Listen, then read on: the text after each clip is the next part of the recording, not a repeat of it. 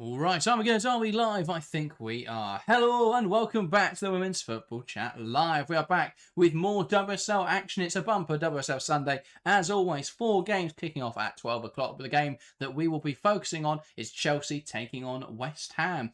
Rita Guarino's first game in charge of the Hammers, or we expected a little bit more of a revolution really, though this lineup does look quite similar. Bompastor looking to keep Chelsea in the right direction, with City obviously now having a sizable margin at the top of the WSL, but should be an interesting game, Harry. Yeah, exactly that. First also Sunday of the new year, and I think we've got a very, very good matchup, a Chelsea side that, as you say, with that 6-point gap now to Manchester City, forget the holidays, forget the winter break, they need to get right back on it and get back to chasing down their title, but it's going to be difficult. I think, Rita Guarino is going to be a bit of an unknown coming into this one. We expected her to kind of adopt the style and to adopt what she has done at other clubs previously. Doesn't seem to be that, not on paper anyway today. So it'll be intriguing to see what Rita Guarino is going to try and do. I think the main thing for West Ham is that she tries to do something different to what they've done all season, because what they were doing under Rayanne Skinner was not good enough and could find themselves in a spot of bother. But both sides at different ends of the table, but both really needing a victory, you feel, to kick off this new year and to have a good second half of the season, because they've both got a lot of work to do. Yeah, absolutely. Well, let's start then by diving into the lineups for today's game. Neither side with any new additions yet in this January transfer window, so the lineups are what you'd expect, but Chelsea with a lot of interesting selections. We'll start with the Blues. We are at Kingsmeadow today. It looks like a 3-4-3 for Chelsea with some interesting selections. In goal, Hannah Hampton returns from injury. A back three then of Bright, Germer and Bierman. A midfield pivot of Nuskin alongside Cuthbert with no Kira Walsh available. Carpenter and Baltimore as the wing-backs. And a front three of Carnreid, James and Thompson. So it looks like Lauren James will be sort of that false 9 type role today. No Beaver Jones available. Sam Kerr on the bench. No Kat Macaro in the squad. What do you think then of Lauren James playing that sort of striker role? Yeah, it's an interesting one. It's whether it's through necessity, whether it's through choices, I think will be the biggest debate, because personally, you know exactly what you're going to get against West Ham. They're going to sit in deep, so there's no in behind threat. That's why, but we're not worried about Lauren James doing that. In terms of West Ham, you want to be aggressive, you want to be physical. And I'll be intrigued to see how Lauren James copes with that. Whether she is just going to drop in so deep that the defenders aren't near her, so she doesn't need to be physical. Maybe that will negate that fact. But for me, you want a player that the ball can stick to. It's why sides like Manchester City have absolutely torn apart West Ham this season, because you get someone like Khadija Shaw who can just bully players around, and the West Ham defenders have got no hope. The best chance West Ham today is if they can be stronger on Lauren James and not allow her to do what she does best with the football. I'm intrigued to see how that will play off for Chelsea. I think putting LJ through the middle in this kind of game against a defence that are going to sit deep and be aggressive, I think it's an interesting choice. I think it will be fascinating. I mean, what we saw from West Ham earlier this season against Chelsea was a side who, Chelsea had it very easy. West Ham got an early red card, had conceded 2 goals, I think, before that anyway. They kept struggling to play out from the back, and all Chelsea did in that game was be very strong. They pressed very aggressively. They won all their duels, were very physical in midfield, they're strong in midfield, and that made the difference. What I think we might see from Chelsea today is almost a false 9 role from that striker. You speak about needing that physicality. I think to negate that, we'll see Lauren James dropping into attack midfield positions, and that will either leave her in loads of space or draw a nice dramatic position to create opportunities in behind. If they can get Thompson and Carnreid, who are both good runners, in behind, especially running at Endo and Hanshaw, who we'll discuss why on earth they've gone for that setup in a moment, I think that can really hurt West Ham today. So if it works today for Chelsea, I think it will be incredibly dangerous. Obviously, the problem is, how do West Ham respond to that? And can they find a way of nullifying that threat from James in order to then stop Chelsea being able to break through those lines? Yeah, I think the main thing for Chelsea is it's something a little bit different. It gives them an option. It's something we haven't seen from Chelsea's front line. Chelsea have got strikers, the likes of Beaver Jones, who like to play on the shoulder and get in behind, and then you've got the likes of Sam Kerr and Macaro, a bit more hold up. Bringing in LJ as a false line is something different, which is exactly what Bompastor and Chelsea need to be thinking about at this point in the season. Only 2 wins in their last 5 league games to end the year, to end 2025. Thinking about something different, coming up with new ideas, I think is a really positive thing to see from Bompastor and from Chelsea, because they know they've got work to do. They know they need to catch those points up. But it's start potentially trying to at least address some of the issues that were happening. I also think, because I've seen a lot of people say, "Oh, why isn't Sam Kerr starting today?" I think it could point towards Sam Kerr getting a lot of opportunities in, or being used a lot in, the next sort of run of games where it does get very difficult. They play Manchester City in the League Cup, Arsenal in the league, and Manchester City in the league, all in the space of, I think, 9 days. Okay. So I think we'll see a lot of that'll be a very intense schedule. I think we'll see a lot of Sam Kerr in that run. So I can understand why you wouldn't want to use her in a game like today. And with no Beaver Jones, it does make it difficult. Macario, I think the fact she's not in the squad today, I think points towards an exit for her. Whether that is in the summer or whether that is now in January, we're not 100% sure. I'd expect it to be the summer, but you never know. I think we wouldn't expect to see Orion Jean-Francois leaving Chelsea, but it feels like it appears she is now leaving as well. So yeah, a lot in terms of outgoings at the moment for Chelsea to discuss, and that does obviously impact on how they're going to look today. But overall, I think it's still a very strong lineup. I think it's exactly the sort of setup that will hugely benefit Alyssa Thompson. I almost wonder if it could almost be looking more like a front two of Thompson and Carnareid with James in that 10 role. I wonder if it could look more like that. Obviously, then with the width coming from Carpenter and Baltimore, I think it will look like that in possession.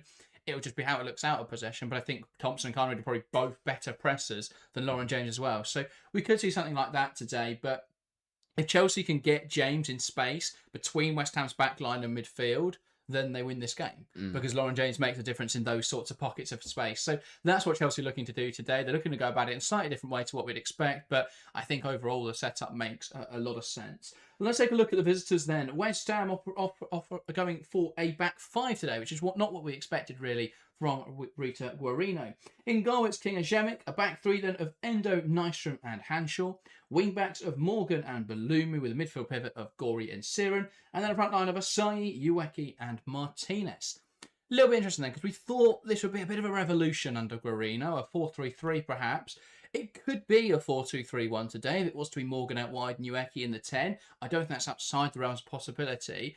Is it simply Guarino, though, going for what we'd expect to be a 5-back, sitting in deep today, and then they'll experiment more in the cup and in the weeks to come? Yeah, exactly. I think it's she's going for what West Ham know. She's going for what West Ham have done all season. It's against a very difficult opposition in Chelsea, and I think she's being realistic that she's not going to be able to implement her style and her tactics against a side like Chelsea. And although that may be viewed as realistic, I think it's almost a little bit silly because you're kind of just admitting that you aren't in a position to beat Chelsea, which again, you could argue that is true, but it brings me back what I really think of when I think of this game in a carbon copy situation was Robert De Paul when he first came in at Aston Villa at the start of last season. His first game was Chelsea away on the opening day, and rather than, I know he'd had the whole summer, so it's a little bit different, but he came in, tried to play football, and Aston Villa very nearly won that football match. So I think for Guarino to probably play it a bit safe and just to opt for what West Ham have been doing all season, I don't think it's the right idea, especially when what they have been doing has not worked at all. I mean, it's practically the same team that played against Man City in the League Cup, and they were absolutely thrashed. So for me, it makes no sense. I'm really surprised by that. I mean, she's had at least a week now. So yeah, I'm surprised that there hasn't been any kind of revelation or change from what West Ham were doing pre-Christmas, because this just looks exactly the same. I think the lineup's slightly deceiving because I think, while yes, this is probably the same structure in terms of it being a 5-back, I don't think that necessarily means they're going to play the same. I think what we saw in that Man City game as well, there were some positive signs. Obviously, that wasn't under Rayan Skinner, that was Steve Kirby. And I thought in that game, yes, the result was really poor. A lot of that, though, came from individual errors. And if they do the basics right today, I think they offered a decent amount of threat on the counter against Manchester City. We were at that game. I thought that West Ham were going to get back in it for a moment. And they went 2-0 down. They got a goal back, and they should have got another one back because they got Vivian Asayi through on goal, I think it was. And she missed a great opportunity. And so, yeah, I agree that there were still issues in that system. I don't think they're going to get fixed overnight. But I don't see the value in West Ham trying to play Rita Guarino-esque football. It's going to be very possession-oriented against a side like Chelsea, who are just going to be able to run harder than them, who are going to be able to press them aggressively and keep turning over the ball. We've seen West Ham try and play out from the back already this season against Chelsea. It went horribly wrong. I think we'll see elements of what Guarino wants to implement. There's also some things that we have to be realistic about. in the sense that, do they have natural fullbacks who they would trust right now? Probably not. Do they have enough fit centre-halves to play the system they want to play? Evidently not, because they're playing 2 fullbacks on either side, by the looks of it. 2 left-backs are in this side. So I think, to an extent, yes, you want to see West Ham do something new, but Cascarino's only just joined the side. I don't think Tisiak's available for selection, evidently, because she's not in the squad.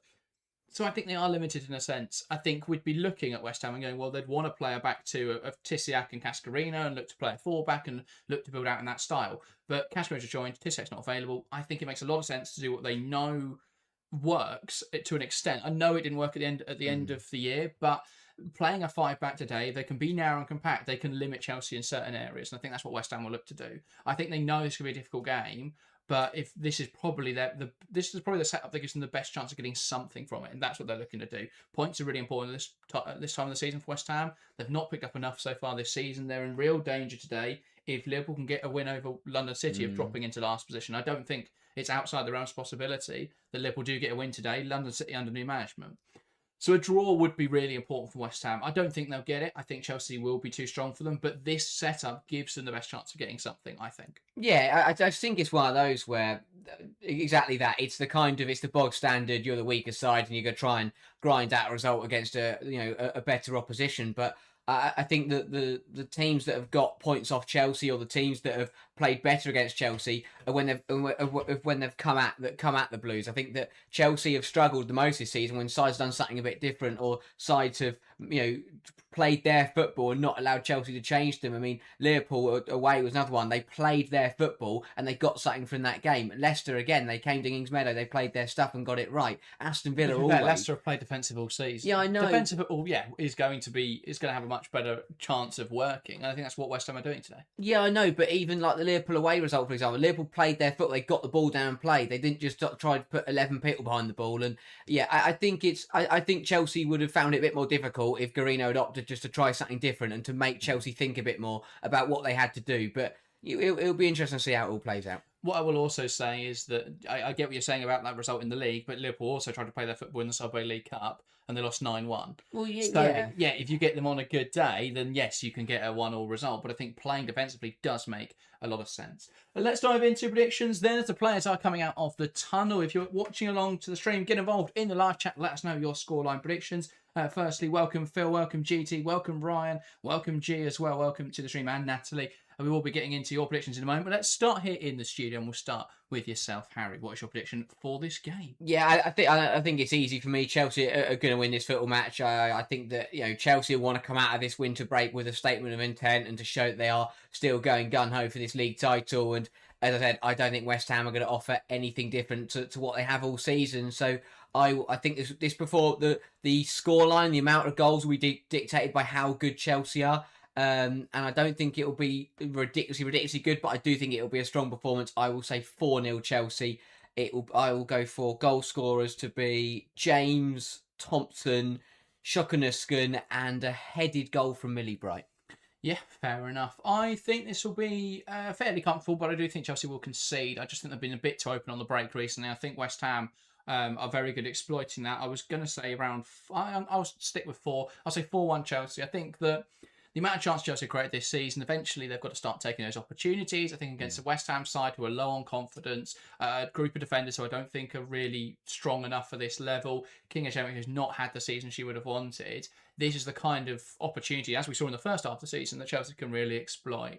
I do think West Ham pack a punch in attack, though. I think that Ueki, Martinez, Asayi front line is really dangerous. And if they can get Asayi running at Millie Bright today, that I think is where you see that differentiating factor. So I think it'll be a good game of football, but I do think Chelsea will find it fairly comfortable and win 4-1. As for predictions in the live chat, Locust going 3-0 Chelsea. Phil says a West Ham 2-0 win. Fair enough, Phil, saying someone has to pick them. So a couple of other predictions as well. Jay saying goal scorers today, Carnery, James, Thompson, and over 3.5 match goals. Slightly different prediction there, but fair enough. I could see all three of them scoring. In terms of my scorers, I think it will be Asayi for West Ham. I think it will be a Lauren James brace, a goal from Germa from a corner, and a goal off the bench for Lois Shooter. I hope she gets involved if Chelsea are comfortable.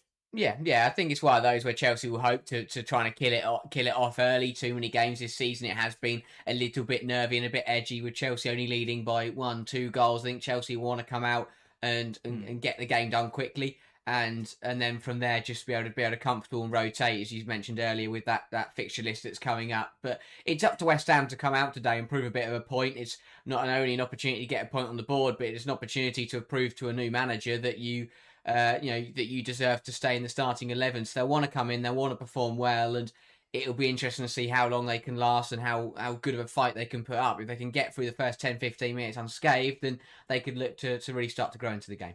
Absolutely. It will be Chelsea to get us underway here at Kingsmeadow. Natalie saying 4-0 Chelsea as well. Bailey going 2-1.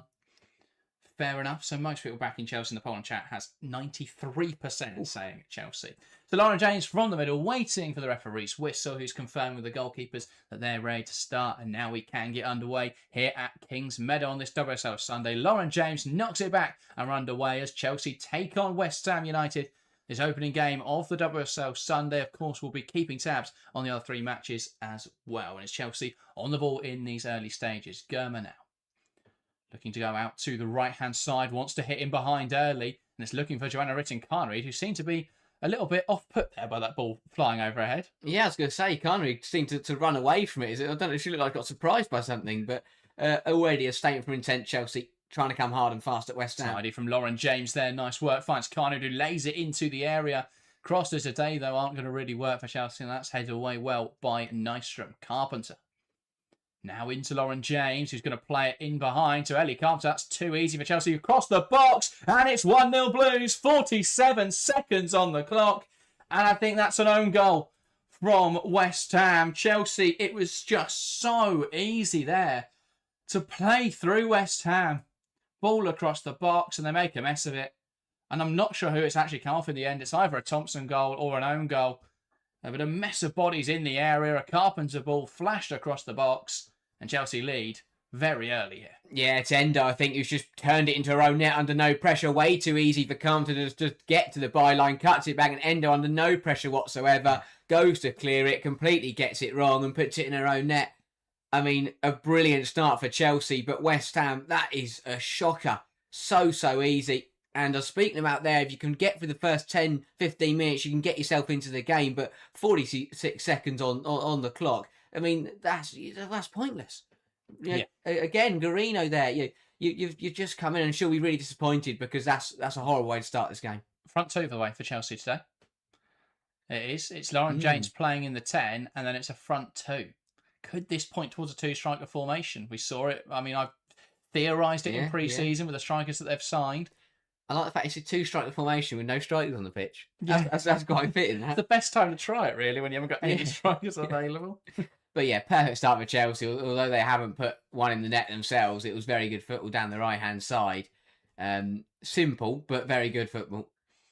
Yeah, absolutely. I mean, 2 things can be true at the same time. It was really weak defending from West Ham, but it was exploited perfectly by Chelsea. Thompson pressing aggressively. Nystrom does well to play out of it. Endo now under pressure. Clips it into the midfield. Martinez drops in to receive the ball. Now looking to knock it back. A little bit messy in there, and Siren has knocked that out for a corner. Will Balumo keep it in touch? No, she won't. West Ham need to settle because they had a possession, decent area there, and Siren's just smashed it back into her own corner. Yeah, West Ham's still on break at this point. This looks like we just called them out to play on Christmas Day. Absolutely, really not at the races. And this is where the test comes of Guarino and the side, because you've been prepping for this game all week and conceding so early. All those plans, all the messages and the team talk that she's just done has completely gone out the window. And yeah, everyone in a West Ham shirt just needs to settle down and have a bit of a rethink. But Chelsea will be looking to take advantage of that. Bolton wants to take the corner, but there's a bloke the steward sat in the way. He's still in the way. Baltimore does put the ball in towards the area, though that's headed away by Rico Uweki. Kept alive here by Cuthbert. Fizz back out wide to Sandy Baltimore, who wants to take on Morgan now. Ball in, great delivery, and that towards the front post, and it bounced up into the hands of King Ajemic. Then Chelsea threatening again. They're looking for their second in 3 minutes, but here come West Ham now. Endo. Nowhere to go. Opts to go backwards into Nystrom. And now Ajemic. Yeah, these low-driven deliveries seem to be really working for Chelsea and causing a lot of problems for West Ham. We mentioned the physicality that West Ham could have defensively, but that only applies in the air. When the ball is on the floor, it requires a bit more technical quality, which is exactly what we saw with the own goal there. You have to have that quality to deal with those kind of crosses. You can't just kind of get your body in the way and block it because it's along the floor. But there's another one there, that Baltimore ball there. Chelsea, these low crosses, West Ham really are struggling to deal with, and that suits Chelsea more with not having a natural number 9 on the pitch. That's absolutely what you got to look to make happen. Yeah, as you point out, they're not going to find that aerial presence. Brilliant from Carpenter there, driving inside, evades the challenge of Asai. Still going here, Carpenter. Look for the shot. Was she clipped there? It's not deemed as a foul. And play will continue. West Ham looking to break away. Uweki, though, dispossessed. Lauren James pressing well in there. Now Cuthbert back to James, who's now on the ball. Asai trying to drag her back. Also love this setup, because what you basically get is a 3-back, width from your wing backs, a box in midfield, and Lauren James just floating wherever she wants to go. Yeah. And that free roam role suits her so perfectly. Here's Baltimore looking to go down the line. Brilliant from Sondi. Baltimore here to create the space. Ball across the face of goal. Flashes past the Chelsea front line. Carpenter keeps it alive now. Plays it to the edge. Here's Tom Connery, who's dropped into a bit of space. Chance now for the shot. Dutch take it. Blocked wide.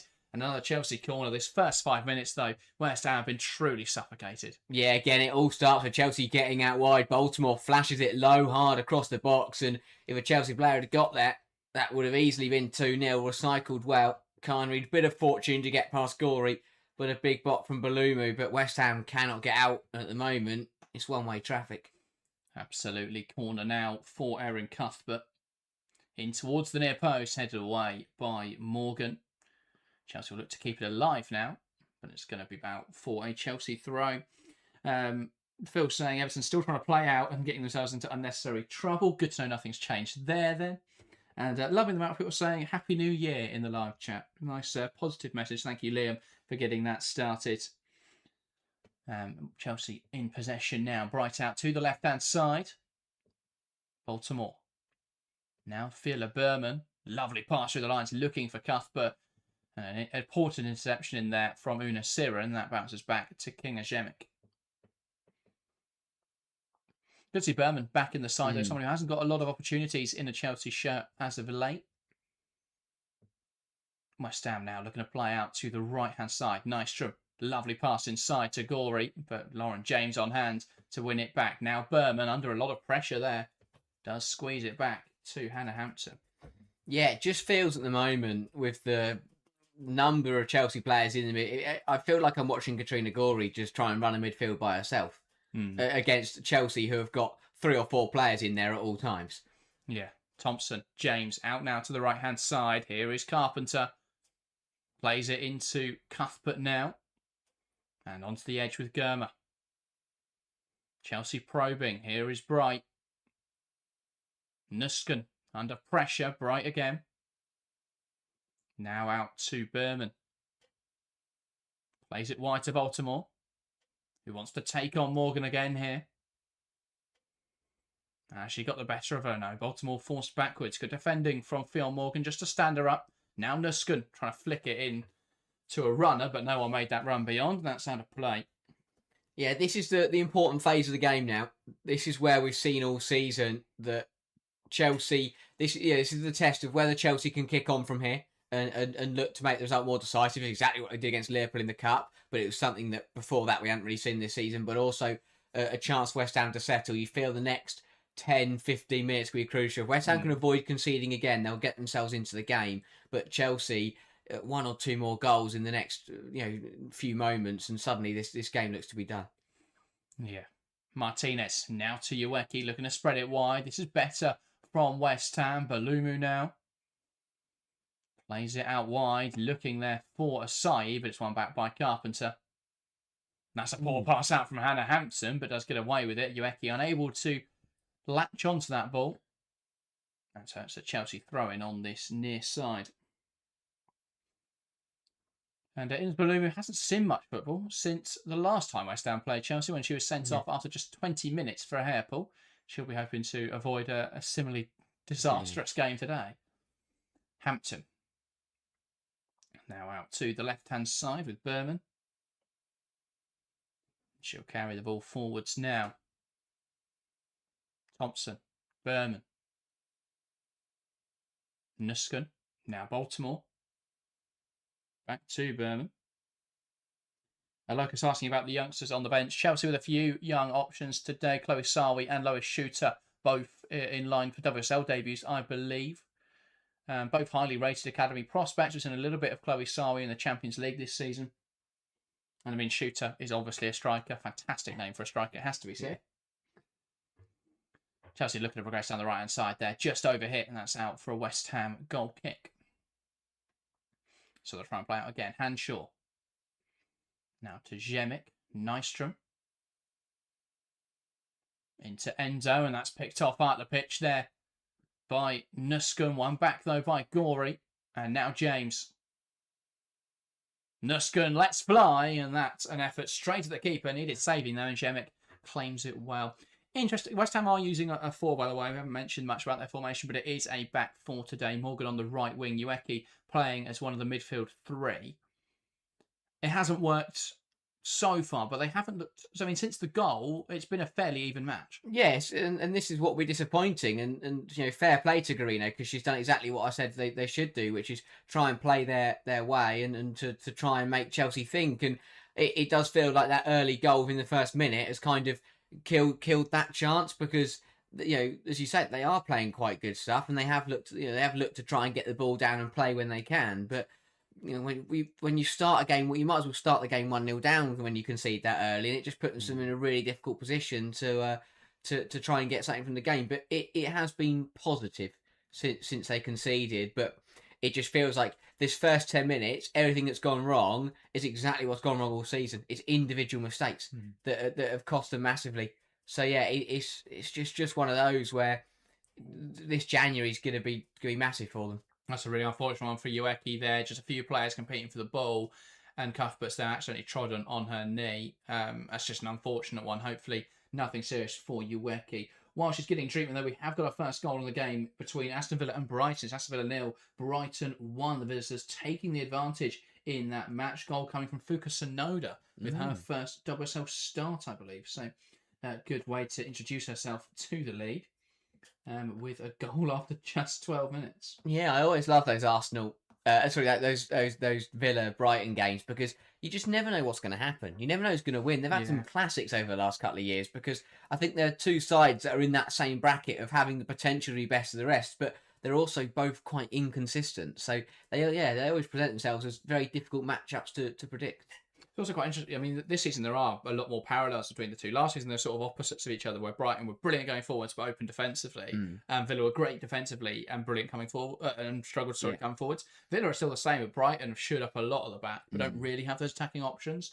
I feel Brighton just need some attacking stance. I think Olaug Tvedten's fantastic. If they bring in a striker as well, they probably solve that attacking issue. So I think Villa are probably the same. They just need to sign forward players, which they're not trying to do. They're just buying fullbacks and midfielders, but it will make them a better side. To be fair, Ueki getting back to her feet now does seem okay, but is definitely in some discomfort. And we'll see again that injury. It's an unfortunate one. Ueki just goes in, and there's no intention behind it. Cuthbert just stands on her as she's trying to get out of that melee. Yeah, she kind of falls to the ground as Asai and Cuthbert are challenging for the ball, and they both, as you say, Cuthbert ends up landing her foot on her, and Asai then barrels on kind of through. So yeah, an awkward one for Ueki. Hopefully she'll be all right, but yeah, not the first 12 minutes that Guarino was looking for. Already a goal down, and potentially one of your best players, Enrico Ueki, picking up an injury. Yeah, I think it's an interesting choice as well to play Ueki in that role. I think she's sort of good as a second striker, of course, but it is going to give you a bit of... It's going to leave your midfield a little bit exposed. I think you'd be better off using a Sara Bracero or someone like that in that role. And using Ueki on the wing instead. So West Ham down to 10 momentarily. Can Chelsea take advantage of that? Here's Baltimore.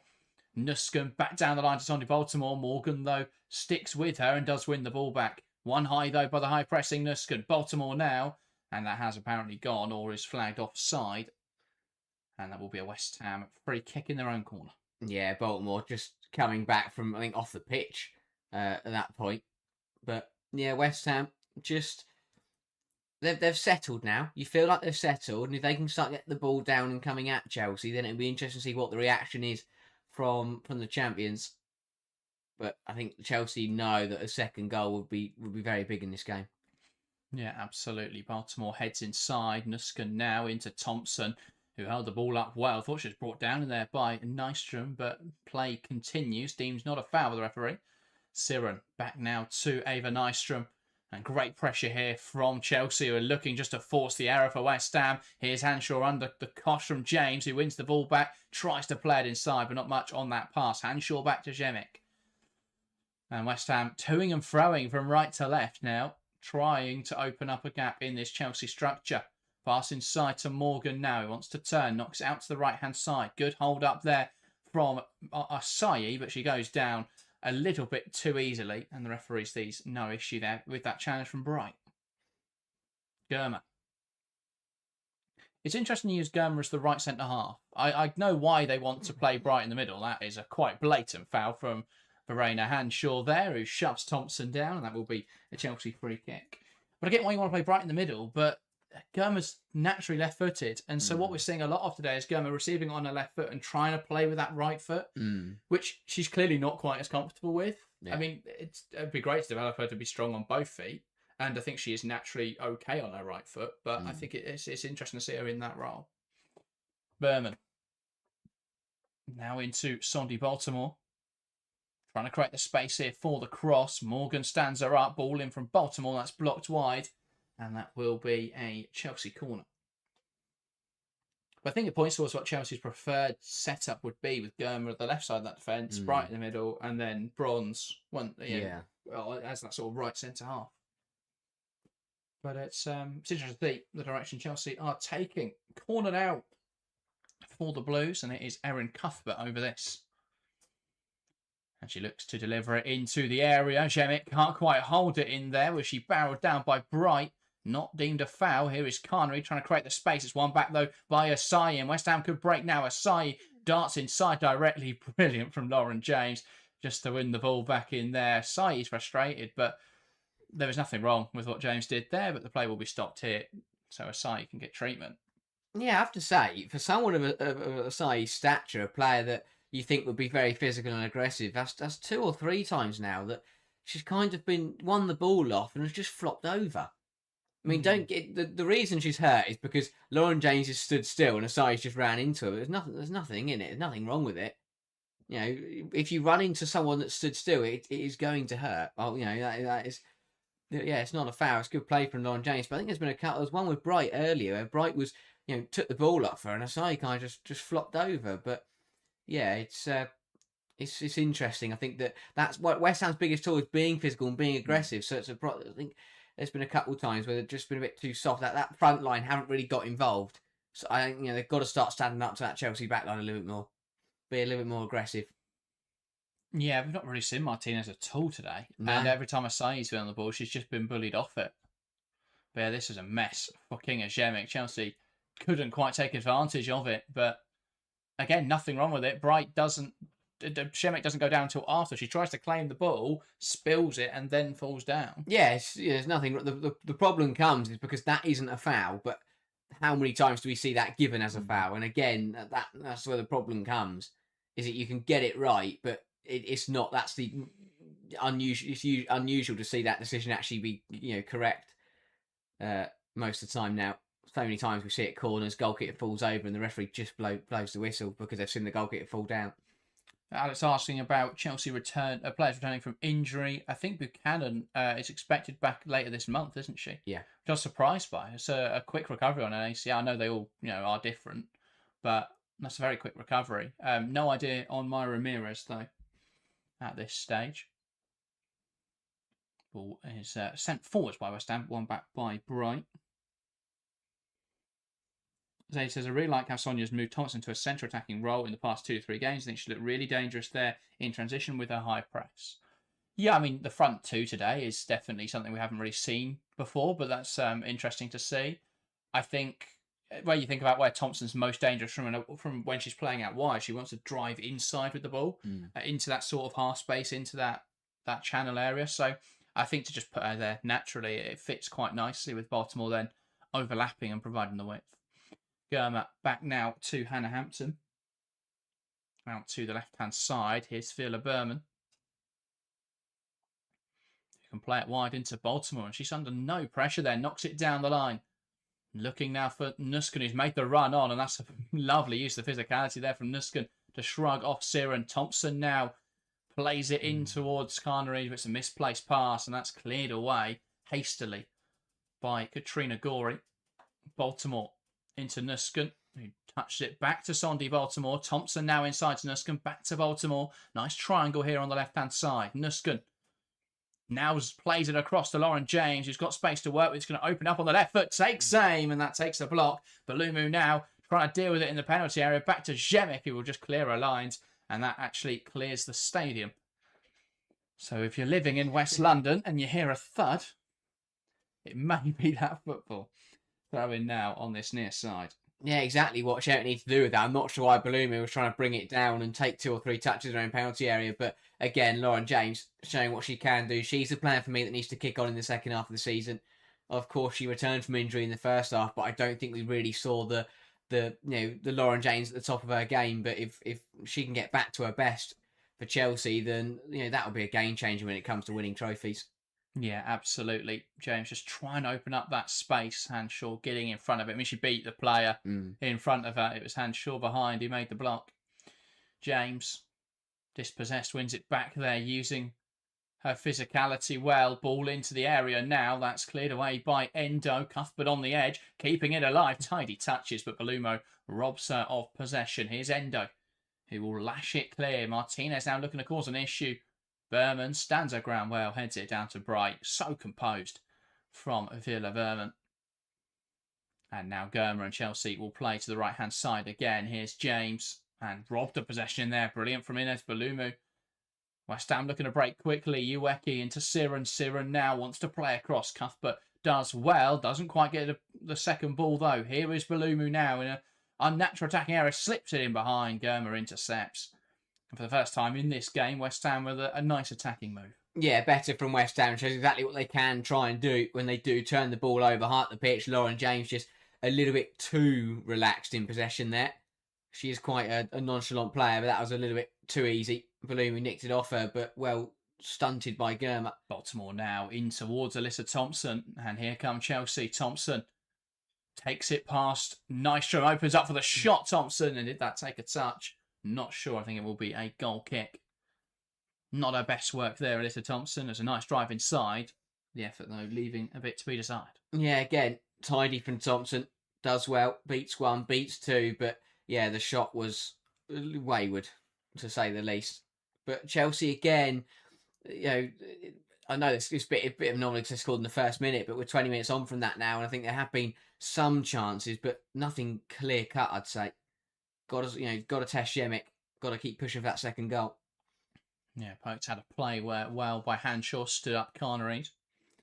And yes, Phil is right, by the way. Phoebe asking why we can't show the games. As Phil says, it would cost us millions to get the rights to broadcast games. If anyone's sitting on, I think it was 65 million Sky have paid for 5 years.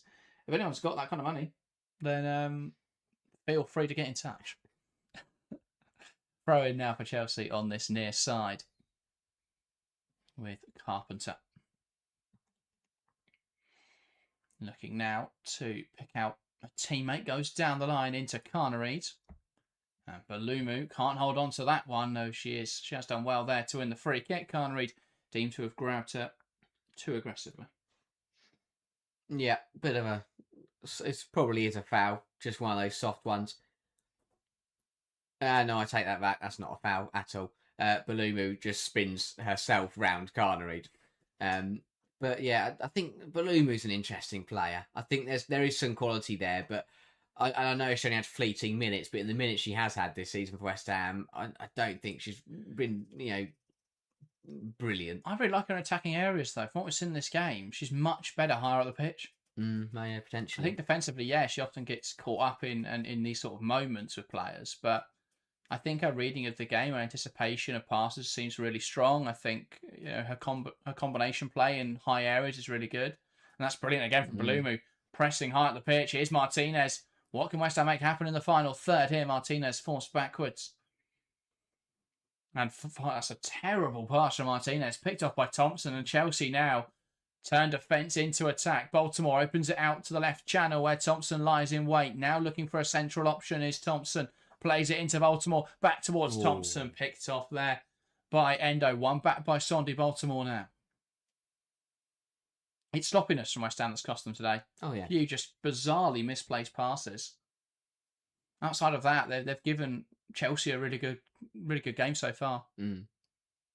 Nystrom plays it forward again. That's misplaced. Berman and Nuskin can't quite keep hold of that football. And it's back now to King Ziemek. Yeah, you can tell this is the first game back from the winter break. This happens every season. You know, both most teams are a bit sluggish to start the year. We saw it yesterday with Arsenal United drawing 0-0. Neither side really, at their best in this game. 25 minutes, and both sides have shown some really good pieces of work, but neither side is playing to their best. As you say, you mentioned those misplaced passes, heavy touches, just miscommunications. It's natural. It happens when you haven't played a competitive fixture for a couple of weeks. Yeah, absolutely. Natalie says, let's get some Patreon hype going. What, to fund the broadcasting? Yeah, if we get enough members, only about, 30 million? Yeah, that might do it. Then, 30 million people want to become a member, then we'll have enough to buy the rights. And then we can show it on members only. It's Cuthbert. Out now towards the right-hand side, picked up in there by Balumu. And Chelsea putting her under pressure. Carnery tries to win it back in there. One back, though, by Hanshaw, knocks it down the line. Germer is too physical there with Asayi, and Asayi on this occasion does get the free kick. Yeah, that one was a bit aggressive. Took her time, the referee, but I don't think she saw it. I think that decision was made by the fourth official. But yeah, there's been a couple of that one was a foul from Asayi. Germer just a bit too eager to get to the ball. But yeah, I think Chelsea, of course, they'll be happy with how the first 25 minutes has played out here. But again, this game currently has that same feeling that we had as come in other games this season for Chelsea, where they're playing okay, they are winning the game, but it is only 1-0, and it could get a little bit squeaky towards the end, and if Chelsea don't kick on from this. Yeah, the deadlock finally broken. It's taken 26 minutes, and Manchester City lead Everton by a 0-0. Kerolin with the goal in that game set up by Kirsten Kasparov. So a strong start for Manchester City. The player that I took out of my fantasy team this week has got an assist. Driving forwards now is Millie Bright. Plays out towards the right-hand side. And here's Carpenter. Good defending from Balumu. And that's cleared out of play by Hanshaw. So Chelsea now with the throw-in on this near side. Carpenter. In towards Carnery. Can't quite hold on to that ball. Balumu now tries to knock it down the line. Asayi, Balumu. Plays it forward nicely into Martinez. Picked off by Bright. And just come back to Berman. Plus it's deflected over Brosnan, who's had a really good game. Yeah. That's the fortune you need if you're going to win the title, though. That's exactly what you need to get. And by the sounds of it, it has been all Manchester City. Everton yet to have a shot. Nuskin. Thompson. Just to play it inside. Again, it's just behind Carnery. Pressure now on Ziemek, and it's a goal for Chelsea. Lauren James put the pressure on, and Ziemek clears it into the Chelsea forward. And it's Chelsea 2, West Ham United 0. And that is a really unfortunate one. West Ham have done well since the early own goal to give Chelsea a good game, but they were just too slow at the back there. James puts the pressure on. She's rewarded for that effort as Ziemek clears it into the Chelsea forward, and Chelsea double their advantage. Yeah, you can change manager and you can try and change systems, but if it's the same individuals making the same errors, it's going to cost you. And West Ham find themselves 2 goals down through 2 glaring errors. One an own goal, and that from Ziemek is just so silly, especially at this level. You've just got to put your foot through it. Just deal with it. Just clear it. And even if you're under pressure, you don't pick it straight at the forward. But yeah, good from Lauren James putting the pressure on. We have seen a couple of those hairy moments where West Ham have found themselves under a lot of pressure from Chelsea, but that time reaping the reward. But yeah, Shemek really costly. Not not what she's doing in that situation. Just got to deal with it. And West Ham again punished for another error. Yeah, absolutely. That's 2 big mistakes now that have absolutely cost them in this game. And so it sees Chelsea lead fairly comfortably at this stage. And somehow we've got an ad. Yeah, someone has that clearly second Chelsea goal, and someone's pressed the wrong button at Sky Sports, which is always handy. But yeah, Chelsea 2-0 up, doing very well. West Ham, as you say, I think on the whole the football they've played has been good, but the errors have massively cost them here. Yeah, indeed. If anyone else is watching Sky and is having the same issue, do let us know. I hope it isn't just us, but no, it seems that Sky have, in the middle of a game, forgotten that they are covering a live game and put on an ad break.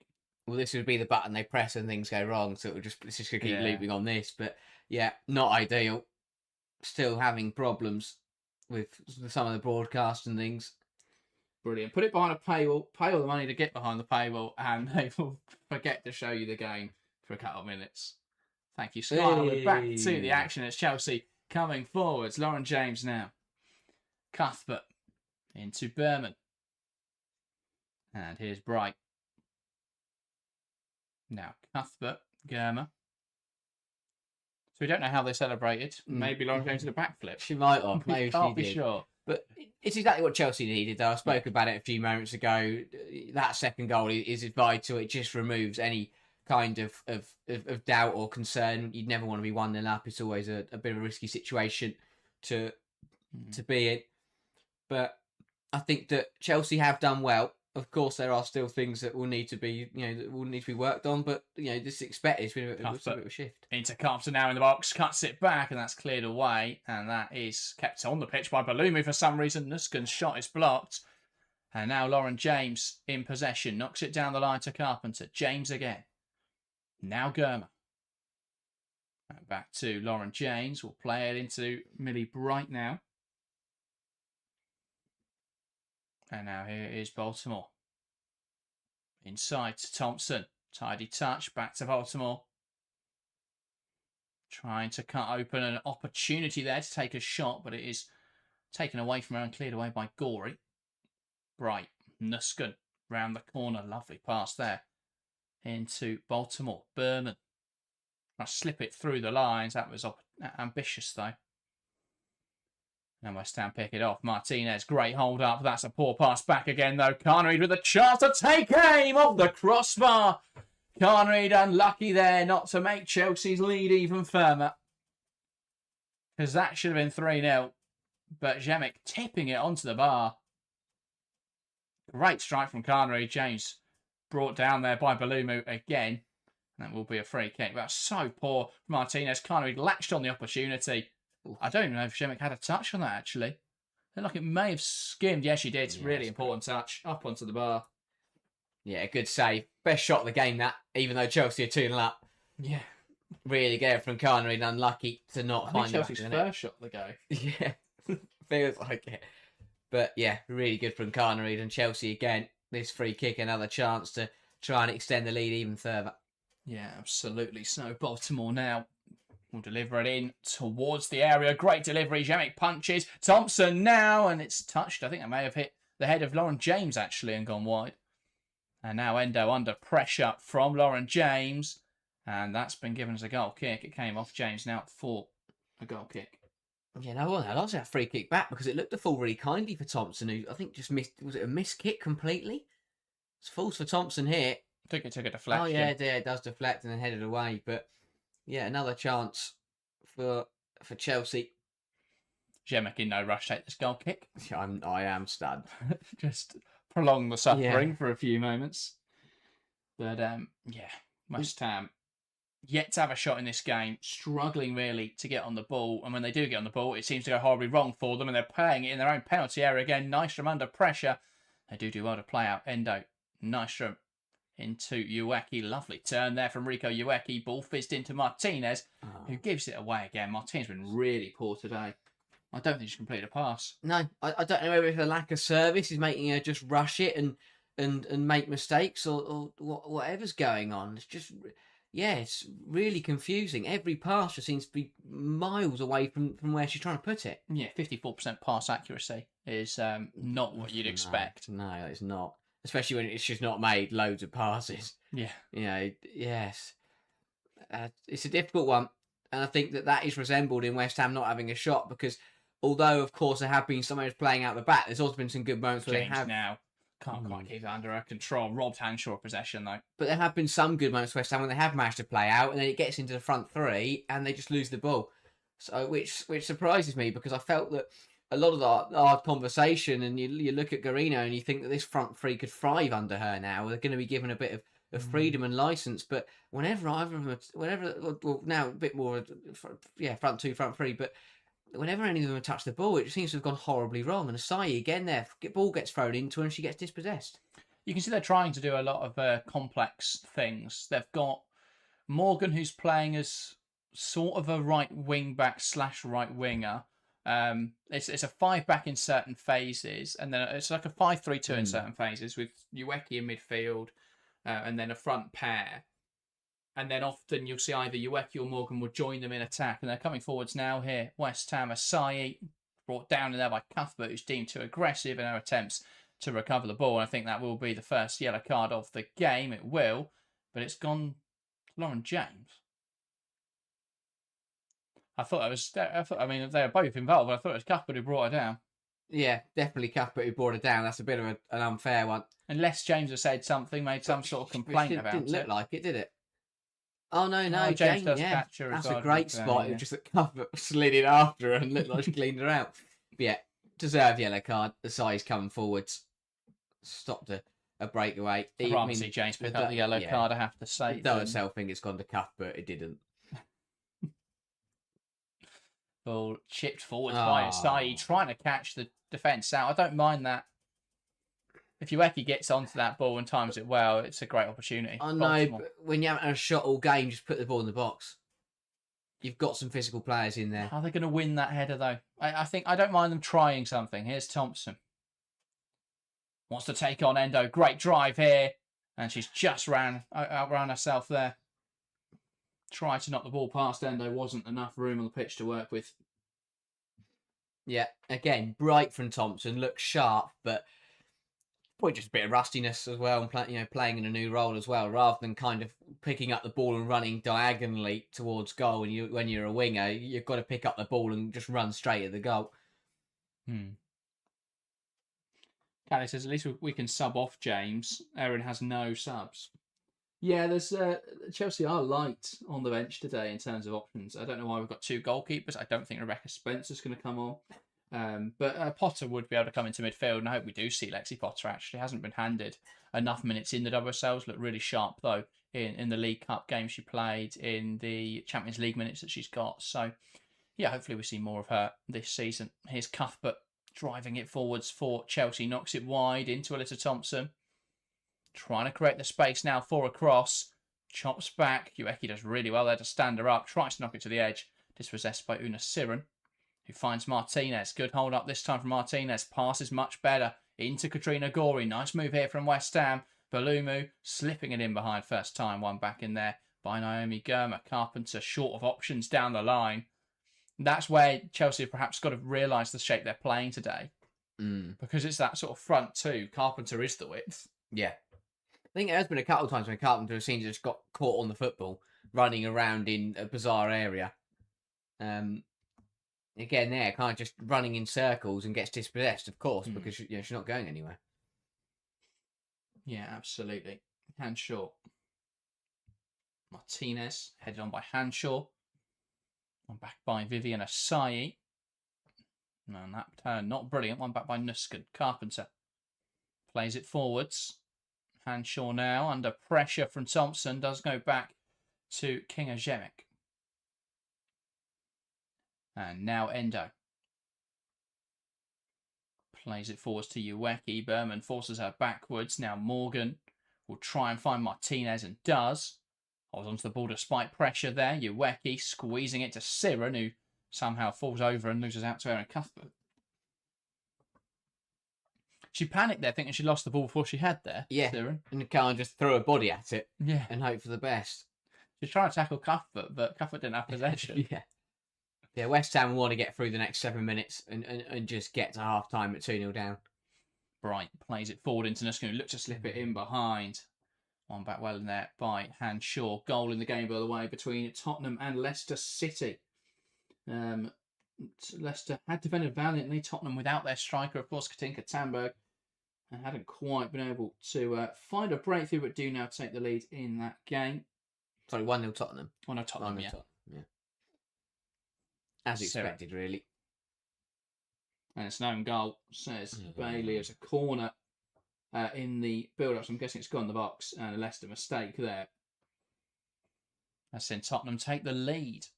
Here's Balumu on the ball as West Ham will look to progress. And a goal in the game between City and Everton. It's Manchester City 1, Everton 1. A big goal in that match. We'll get to that in a moment because Chelsea are coming forwards. Carnery now waits for the overlap. Touched on to Carpenter, who's somehow going to get there. Carnery now to Thompson. 3-0. And that was too easy. Carnery touched it on. Carpenter can't believe that she actually gets to that ball. Hanshaw had all the time in the world to stop her.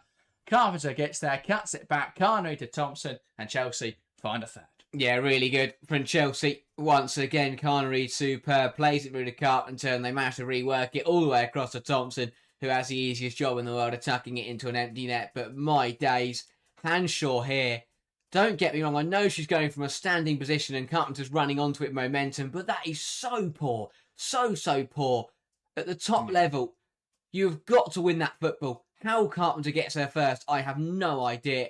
Carnery's shot, it was a shot. It was scuffed towards Thompson, and Thompson pokes it home. Her and Carnery will laugh about it. But if Thompson wasn't there, that would have been a really poor effort from Carnery. Yeah, that was... And you're just sat here thinking, 3-0 down. 3-0 down West Ham, but every goal was so easily preventable. Chelsea deserved to be 3-0. I mean, West Ham deserved to be 3-0 down as well, and Chelsea deserved to be winning this game, but how it could be so different if the individual errors weren't part of the game. Yeah. By the way, the Everton goal has been chalked off. It's deemed a foul on the goalkeeper. Phil says very harsh on Everton. That may seem to have fouled Yaki Yamashita. So I imagine that was a corner, and it was indeed headed home. It got a foul on the keeper. It's ruled as though City there saved from what would have been a bit of a sticky situation. The goal in the Leicester game was an own goal by Ash Neville, which is a good start. According to FootMob, though, there is Alex has said in the live chat that it was an own goal from Olivia Clark. So not sure there whether it's Ash Neville scoring for her former side, or whether that is Olivia Clark, the Leicester goalkeeper today. James. Now, Germa. Either way, not a good look for Leicester. No. Either Ash Neville is a secret agent in disguise, or Olivia Clark is Leipzig injured then? I guess so. Why else would you play Olivia Clark? Yeah. Chance now for Cuthbert, who takes aim and just gets a little bit too much lift on that one. No, United Leipzig is amongst substitutes. So that is a choice from Rick Passmore. That is the wrong choice. That is. United Leipzig one of the best goalkeepers in the league. And Olivia Clark, I'm sure, is a decent goalkeeper in her own right, but she's not at the level of United Leipzig. Lex said it's not disallowed. I think it has been, but I hope it's not. Chance now for West Ham building out from the back. Shemek. Bailey says it was Neville Shirley headed it in. Baltimore wins it back. Driving it forwards, plays it more looking for James. Misplaced though. Mistake here again. Carnery tries to get in there. Shemek quick off her line, but West Ham architects their own downfall once again. Chelsea's got to sit there and wait for it to happen. Yeah.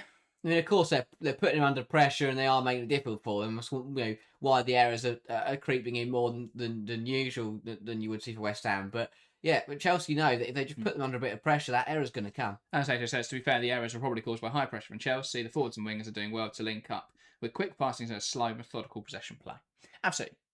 Chelsea have set up today knowing that West Ham want to play from the back. That's brilliant for Baltimore to pick that off. Chance now again for Chelsea. Baltimore, let's fly! And it's for And it's a romp now for the Blues in this first half. Sunday Baltimore picks off the pass with a brilliant interception, reading the game well, drives it forward and arrows it into the far corner. Chelsea 4, West Ham 0.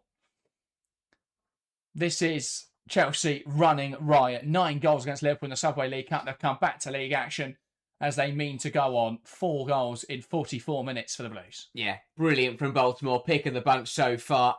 Beautiful touch to take it away from the crossfield pass, and then that is hit so well. And that's the archetypal Baltimore goal we've seen at Chelsea, from that left-hand side going across the goalkeeper and finding that top corner with incredible accuracy. Did it against Brighton this season, did it last season against Man City in the Champions League. That's a Baltimore-esque goal. Martinez slips it in behind. Brilliant from Naomi Girma there to prevent Vivian Asai. After tries to keep it on the field of play, but can't. Asai. Now to Balumu. Asai. And Chelsea going some way to add a goal tally that hasn't looked quite so impressive this season. 4th in the for teams in terms of goals this season on just 19. Man City, for reference, have 32. But this will help them look a little bit better. 6 minutes of additional time in this first half then. Balumu throws it in towards the area. Martinez can't win it. Nuskin loses out to Uweki. Girma does win it back. Knocks it out of play for a throw-in. Great try from Baltimore, though. Showing that quality. And that's what we've missed this season is Baltimore from that left-back position being able to contribute in the attacking areas. Yeah. Now, you think about Chelsea, where those goals have gone missing for Chelsea. James hasn't not been involved in the first half of the season. Myra Ramirez didn't score loads last season, but still part of that Chelsea attack. We've seen a lot less goals from Sunday Baltimore. So, and I mean, a lot of the midfielders haven't had as many goals as they would have expected. So, we've seen a sort of drop in goals in all sorts of different areas. But Baltimore scoring today, all of the attackers so far have been involved in goals. It's been good to see for the Blues, combining much better in attacking areas. Injury by the way, to Snoyce. Phil saying looks like a bad one. Kelly Gargo onto the field, which is a good sub to have off the bench for Everton, but hopefully nothing too serious for Snoyce. But a long delay there of over 6 minutes, so hopefully nothing too serious, but it doesn't look great for Katja Snoyce. Here is Thompson. Baltimore. Pulls back Siren. Here's Gorey. One back well by Thompson. Nuskin to Thompson overlapping. Chelsea searching for another now. Headed away, looking for Cuthbert on the edge. Ueki does well, though, to use her physicality. Asai there gets away from Naomi Girma. Asai wants to take her on. Shifts it across now to Siren. West Ham coming forwards at the end of this first half. Looking for a goal. Martinez to register their first shot at least. Does get a save out of Hannah Hampton. And she'll work hard to make sure that doesn't go up for a goal kick as well. Yeah, much better from West Ham. As you say, it's a shot, and it's not a bad one either from Martinez, who hasn't had a great game, forces a decent save at Hampton. I think it was going wide, but not one you can really take a chance on there as a goalkeeper. To be fair, I think that may have just dipped into the far corner. Potentially. So great stop from Hampton, and I think it did trickle out in the end for a corner. So can West Ham make anything happen from this? It's Raina Hanshaw. And who is she going to try and pick out? They're going towards the back post. Hampton does well. There's a goal line scramble and there is a foul. Hampton bowled over really in there, and that will be a Chelsea free kick. Yeah, I know. I don't like giving free. I'm complained that it's given too often, but that one was a foul. Hampton, as she packed it away. Balumu, unsurprisingly, is the one pushing it towards the front, towards the back post. Hampton started in the middle of the goal, and by the time she hit the floor again, she was at the far post. But I think that's Balumu's fourth or fifth foul by now. Yeah. The problem is none of them are yellow cards, but you'd think that the combination of all of them would be a yellow by now. But yeah. So it says, do you think something has changed with Sonia's tactics? And noticed it during the Wolfsburg game. Yeah, so it looks like they're going to try, Chelsea are going to try what I spoke about at the start of the season, where we've seen in recent years this trend towards the 3-2-4-1, which mirrors that of the system used by Herbert Chapman in the 80s or 70s, I think. And that's sort of like this WW shape, right? We're seeing Chelsea now move towards the remedy of that, which is what happened later on in sort of the 80s and 90s, which is just like an MM shape, one back here by Asayi, whose shot is wide of the mark. But we're seeing a shift towards what broke that tactic. And football's quite cyclical in how things come around. I mean, if you watch the men's Premier League, you'll see how this season everyone plays like Stoke City, where they all just take long throws and try and score set pieces. And everything just sort of comes around. So we're seeing that sort of evolution happen again. And Chelsea are now playing. There's obviously differences because football is very different, but it's broadly quite similar to what we saw back in the 90s. That we saw it's very popular in Hungary. Baltimore back now into Thompson, Nusken into the box. Lauren James unopposed. Should have done better in there. Yeah, should we just put with that one? Really good run, and it's a great ball in from Baltimore. Was it Baltimore put it in? No, sorry, Nusken. Brilliant ball, and yeah, unmarked. I think she just lost where the goal was. For her aerial threat. No, she's not. I mean, that space she had, she's probably going to take a touch and brought it down, but yeah, I think she just lost her whereabouts a bit and headed it wide. But you can laugh those ones off when you're 4-0 up. Because Chapman's from the 30s, not Chapman then. I don't know who I mean, but same sort of thing. It was 70s and then 80s, Phil. But thank you. Phil obviously remembers. Phil was there. Yeah. But yeah, so a strong first half then from Chelsea. 30 seconds left of this first 45. Endo. Possession lost. Here is Baltimore. Thompson cuts inside, looking to try and take aim. Does take aim. It's over brilliantly. And that is a great stop from King Ajemic. Yeah, another really good one. Made a great fingertip save to deny Carnery 10 or 15 minutes ago. And that's another really good one. Tipping it over the bar from Thompson again. So easy for Thompson. Picks the ball up in the penalty area, beats two players and manages to curl an effort towards goal. And yeah, Shemick doing her best to try and keep the scoreline down. Sorry, so yeah, Phil is right. I was right with, it was Chapman, it was just earlier. Ball into the box. Now can't read and it's blocked away. So everything I just said, think of it being 50 years earlier. That is half time here at Kingsmeadow. Chelsea leading by 4-0, impressing here against the West Ham side, who have made a lot of errors in their own third. And Chelsea have taken full advantage. A first-minute own goal from Endo, 47 seconds into the game, set the tone for what the first half was going to look like. James capitalised on West Ham's sloppiness at the back as she was able to jump in front of a Jemic clearance and fire it into the net. Although I don't know how much she knew about it. And then Chelsea capitalising on another error to find Thompson in the final third. It was tap-in, really, for Thompson, and Baltimore picking off a West Ham pass and smashing home the fourth. So it's been a real romp in that first half from Chelsea. West Ham struggled to get out of their own third, Harry. Yeah, they did. They really they tried, and at times they did, get somewhere. But once they got the ball up the pitch towards the front three, they lost it. And West Ham really struggling to kind of lay a glove on Chelsea. That first shot in the game came 5-10 minutes ago from Martinez curling one, and a good save from Hampton. But yeah, West Ham really have not been able to put a finger on Chelsea, and it's been exactly what the champions would have wanted. They know they've got a big points margin to catch up to Manchester City, and with Arsenal and United drawing yesterday, it presented an opportunity to kind of get themselves ahead of that UWSL last spot battle between those two sides. So yeah, Chelsea exactly what the half needed to be, really convincing, clinical, put this West Ham side to the bed, who are under a new manager and are still adjusting to life under Guarino. And yeah, Chelsea should really have no problems from here, especially with Man City only leading by a goal. There may be an opportunity to gain some points, but yeah, really good stuff from Chelsea. West Ham look miles off it, and yeah, the errors are still there, which is massively costing them. And it just means it eliminates all the bright moments, because no one's now talking about them, because the half was dominated by those individual mistakes.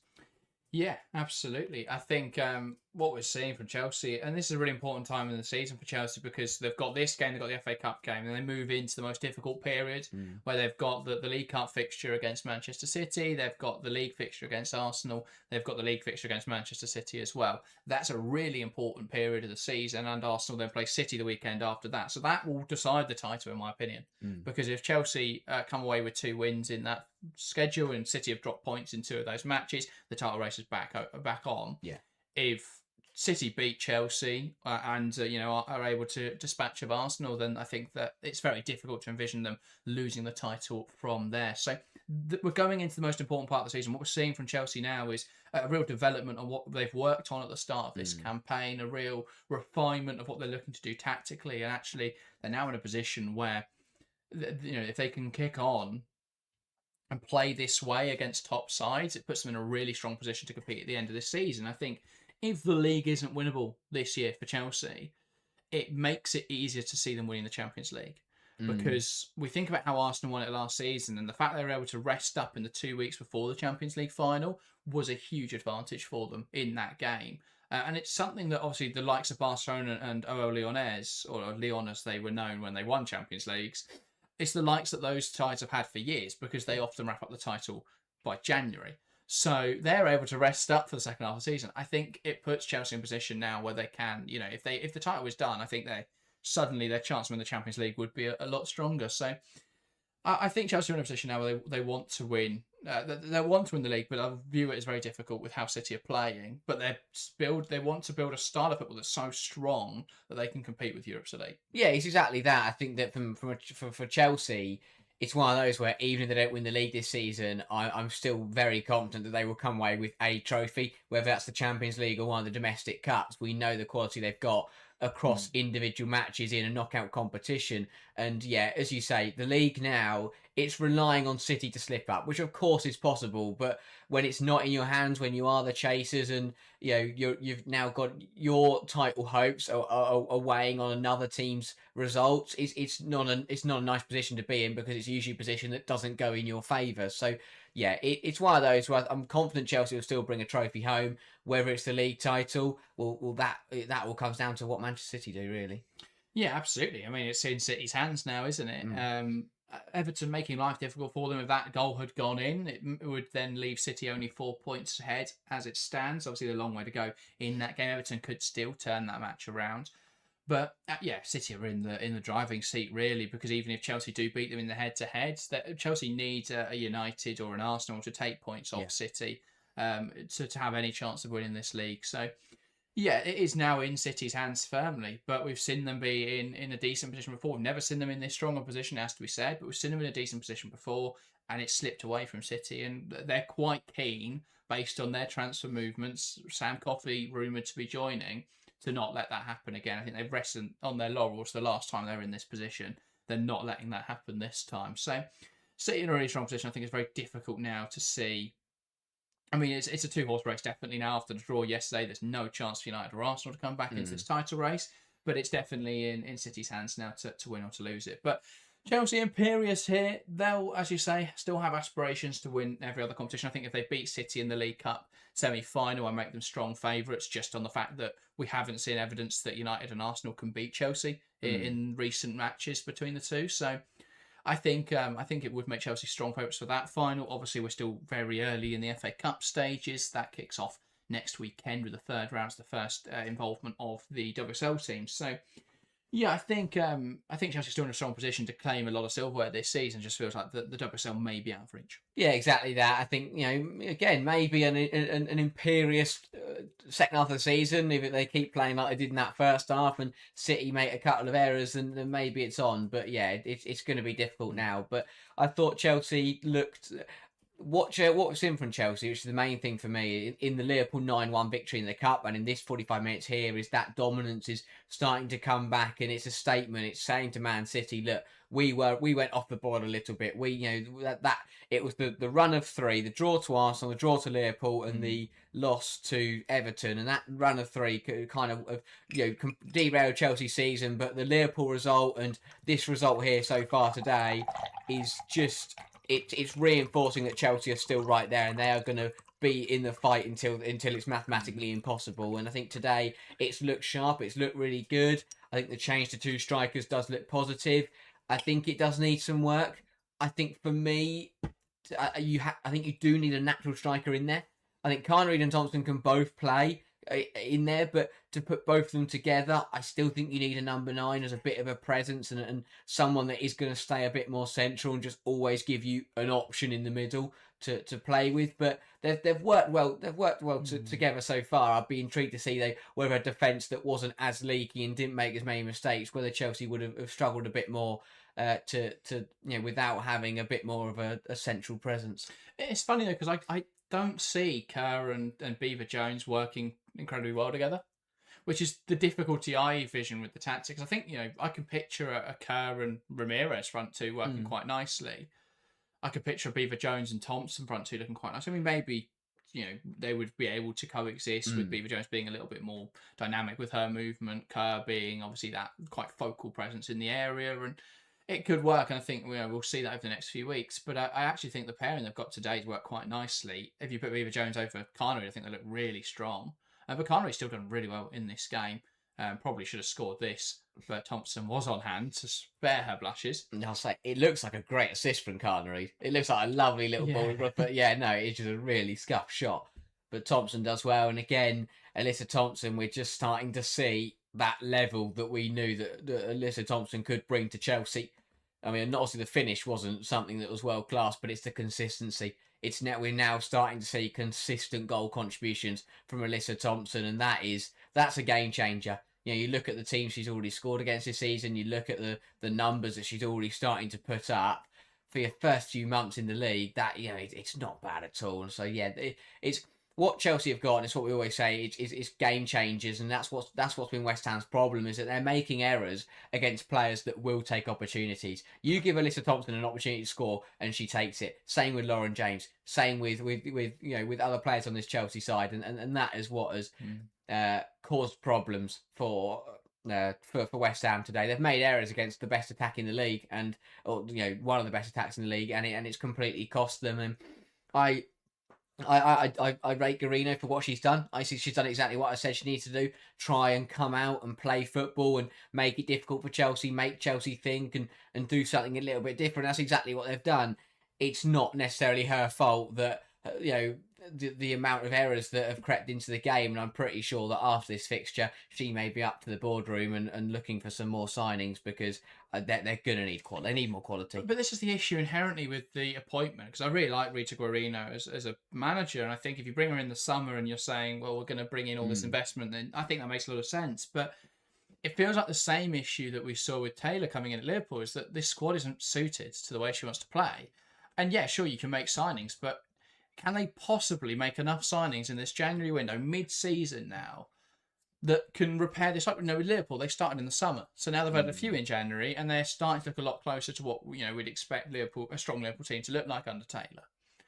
But with that West Ham side, they've got a lot of work to do in a very short amount of time, because nobody in that defence it seems comfortable on the ball, especially Kinga Jemic. And Jemic's a good goalkeeper, but this clearly isn't her way of playing football. And I think West Ham have really struggled in this game to be able to play through Chelsea. And again, Chelsea isn't the type of opponent we'd expect them to be beating. But against any team who's competent out of possession, a Leicester, for example, especially teams like the Tottenhams and your Brightons, who are really strong out of possession, you would be concerned about how West Ham have played today, because they will really struggle to play out of that quite intense press. So yeah, I think that's got to be a concern. I do think that a couple of changes, a couple of signings does make this look a very different team. They bring in Estelle Cascarino. I think that does improve them massively. She's on the bench today. We could see her get subbed on, but they can't afford to concede goals at the rate they have. Of course, it is a different conversation when they're playing teams that aren't Chelsea, but it's still a very worrying start for Guarino as manager. Only just got, by the way, Phil keeps calling Yamashita M&M. She has dyed her hair. She's dyed her hair blonde and buzz cut it. Oh, I assume she did it the other way around. Buzz cut it, then dyed it blonde. Would make more sense, but it was a waste of dye if not. But yeah, so she's looking like old school M&M. So that's fun. But yeah, Phil says it's crazy when weak teams bring in these progressive possession based coaches. I think the problem is what they view is that these squads are stronger than the likes of Leicester City. But the problem is Leicester City have got the points now. Yeah. And so while I do have concerns about Leicester, and I do think if West Ham and Liverpool and Everton get their acts together, Leicester are probably the team I would worry for. I think at the moment it's difficult to envision all of those teams getting it together because Everton are still trying to play very possession-based football, as are Liverpool, as are West Ham. I think it'll be interesting to see what Liverpool look like later today against London City. I think that's a great opportunity for points. Yeah. I think that London City team are quite messy, and if they get the setup right and the new signings do adapt quickly, I think Liverpool could look good in that game. Join us for that stream later. We'll be live at 2:15 for that game. But yeah, I do think these teams have got something to worry about. West Ham, especially, I think the Liverpool squad is stronger than West Ham's. The Everton squad is stronger than West Ham's, and while Leicester is probably a weaker squad, they're setting up in a way at the moment that's got them points, which we've not seen that for West Ham. Yeah, my concern for West Ham is kind of the a little bit what we spoke about with Chelsea, just in the opposite way. But I think for West Ham, their season, their fortune is kind of in the hands of Liverpool. Of course, West Ham could get it right, but I don't see them getting it spot on in the next few months. Whereas I think their fortune, their season, if you dictate what Liverpool do, if Liverpool get it right, West Ham are bang in trouble. But if Liverpool just can't get it to click for the rest of the season, then they could be all right. But Liverpool still haven't won a game. But that run of draws they had has put them in a position now where, as you say, if they win today, I mean, let's be honest, West Ham are not going to turn this around. So if Liverpool win today, West Ham are bottom of the league, and that is a massive concern. Because you suddenly you don't want to be in that position, and it'll be a Liverpool side who've only won one game, and you'll still be below them. So yeah, there's got to be massive concerns for West Ham, because I think right now, I know that obviously taking out of consideration that Guarino's just come in, that first half of the season for me overall they played the worst football of anyone in the league. In relative to the points they picked up and the way they were playing, because Leicester aren't playing pretty football, but it's grinding out results, and Liverpool were playing good football but weren't getting anything from it. So yeah, it's one of those where I think West Ham are bang in trouble. Guarino's got to come in and hit the ground running, but as you say, without bringing in numerous players, I don't see it happening anytime soon. Yeah, West Ham face Leicester next. Wow. That'll very much depend on how they play. But if they come out and play, lovely, attractive, attacking football, then I could see them winning the game. But the fear is if it isn't working and Leicester do nail it that day, then they're in real trouble if they do lose that match. So yeah, we'll see how the rest of the season goes for them. We'll see how the second half goes for them. They can't really afford to concede any more. And this is what I see. At the top of the show, I said, I expect this to be a 5-back today. They're just trying to limit the result. Yeah. Guarino's trying to play their stuff, and that's that's fine, but that's why they're 4-0 down, because they've kept trying to play out from the back, and Chelsea have kept exploiting that. So Chelsea done well. Potentially a sub here based on the fact that Chelsea have only got 10 players on the pitch.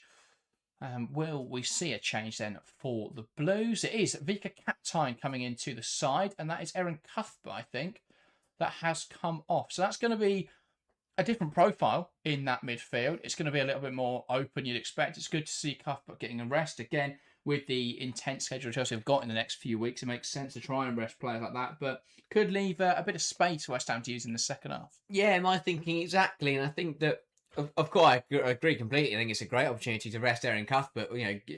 Doesn't need to play 45 minutes that Chelsea are just going to see the game out from, but maybe an opportunity for Lexi Potter could have come in there. Yeah. But yeah, Kaptein is still a very capable player, and yeah, it makes sense to give Cuthbert that rest.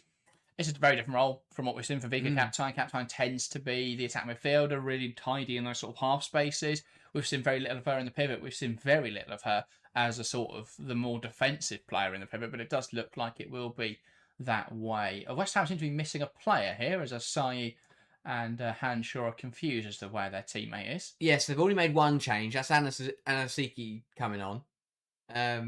But yeah, it seems like they're waiting for another one.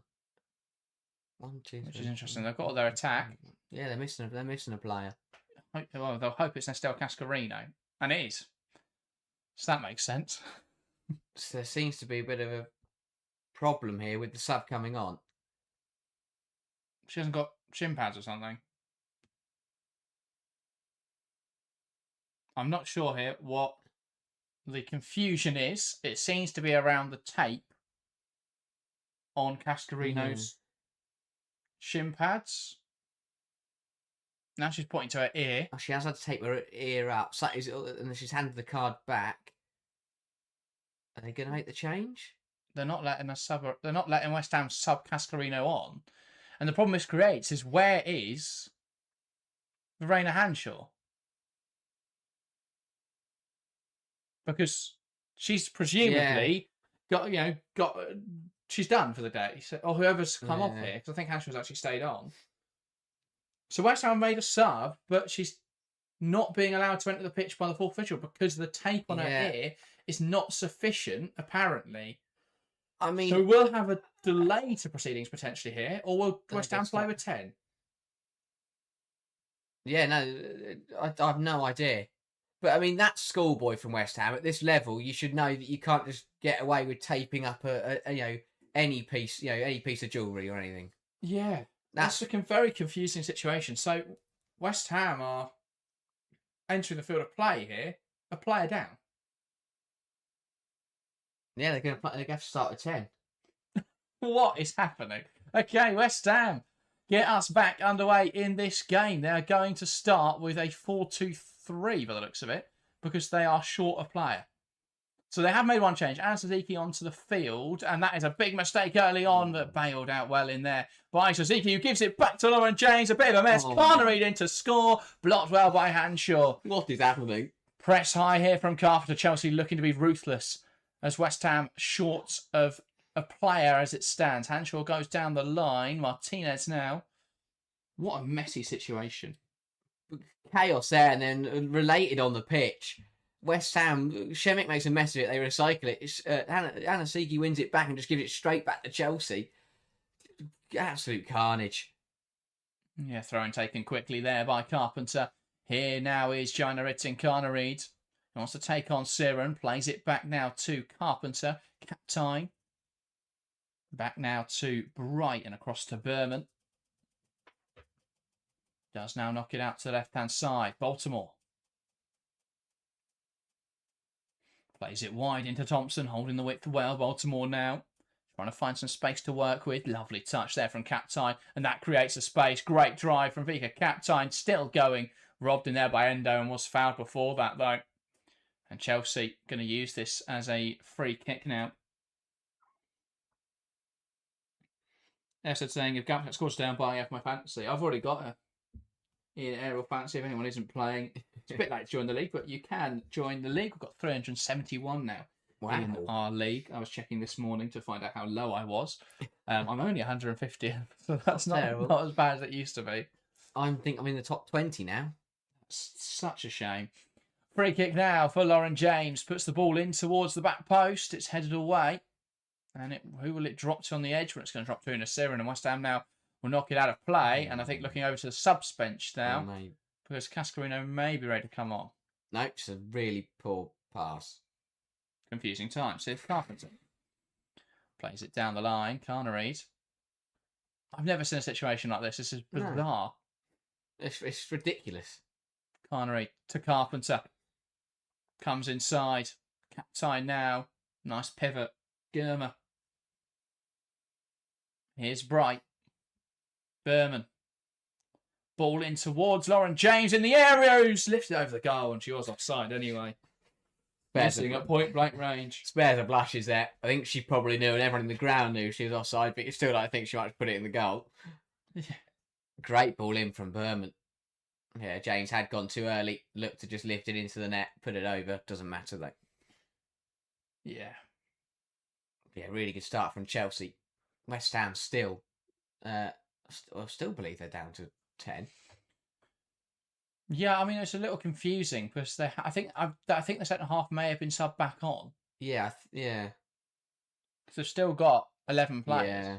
But so they're just not going to make the change now. Or ever. Or, yeah, it's so bizarre. But again, we speak about individual mistakes on the pitch, but that is a shocker from everybody involved. How do you think you're going to be able to bring a player on? From Germer there, but it's dispossessed. Yeah. But yeah, just I think that moment sums up exactly everything that's going on at West Ham right now. They can't make a sub. Here's a Sayi. I'm back by Carpenter, and that's deemed too aggressive, which she's not happy about. The referee, though, making it clear. So now I think Cascarino is back, but they're just... Well, we can't see because the cameraman decided to just point at the back of the fourth official's head. So West Ham still trying to ready that half-time substitution 5 minutes into the second half. It initially looked like it was going an issue with the fact like they hadn't named her on the bench or something. Yeah, that's what I thought. It's just a procedural thing. And then she was pointing to the ear, and yeah, I mean, that's a bit of an odd one. And then they've just pumped that free kick out of play, and that will be a Chelsea goal kick. Hampton now with the ball. And we have got a second goal in the game between Aston Villa and Brighton. It's Villa 1, Brighton 1. Rachel Daly with that goal set up by Lucia Kendall. The home side do now find themselves level with Brighton. I can't wait for someone that isn't Rachel Daly or Kirsty Hansen to score for Aston Villa. One day that will happen. We are now in 2026 and Rachel Daly is still banging in the goals in the WSL. It's incredible. Yeah, she's still only 34. If she's Rachel Williams, she could still be playing in 2029. Which is what we're all here for, really. I think there's also debate Rachel Williams where she should be, but she definitely could be. Carpenter, Rachel Williams about to join Leicester City as well. Here's Lauren James driving it forwards, tries to lay it off to Carpenter. She's fouled in there, James. Carpenter does get the ball, though. Now out wide to Carnereed, who's holding the width. Trying to create something here, Carnereed. Now Carpenter. Captain pulling wide to be an option here. Bright carries it forwards, plays it through to Carnereed, who touches it back for Lauren James. Big save as Jemic pushes it wide. As Chelsea there, we're trying to find a fifth. Really good stop again from Jemic. And without her today, this could have been even worse for West Ham so far. Another good stop. Carnereed, great run. Gets played the pass through by Millie Bright. Lays it off to Lauren James, who caught it nicely. Probably a bit too central. You think if that's any further to the right-hand side, Shemick would be beaten. But either way, a good save by the West Ham keeper. Yeah, and well, Aston Villa have completely spun that game on its head. Lauren James corner in, headed away from 1-0 down to 2-1 up in the space of 2 minutes. Wow. Aston Villa score again, and it is Kirsty Hansen with the goal. As you say, is anyone other than Hansen Daly ever going to score for Aston Villa? But yeah, what on earth is happening there for Brighton in that game? That climbs Aston Villa above both Brighton and London City. Finally. That feels like it should have happened 3 months ago. But Villa just haven't been able to get the results together. Baltimore, Thompson. It's funny though, because Brighton had momentarily gone ahead of London City with winning. Still would have been ahead of them with a draw. But by losing now, they've gone back below them, and Aston Villa climb above them. Millie Bright now. Out towards the left-hand side, and that is overhit and out of play for a throw-in. Just putting too much on that, Millie Bright. Yeah.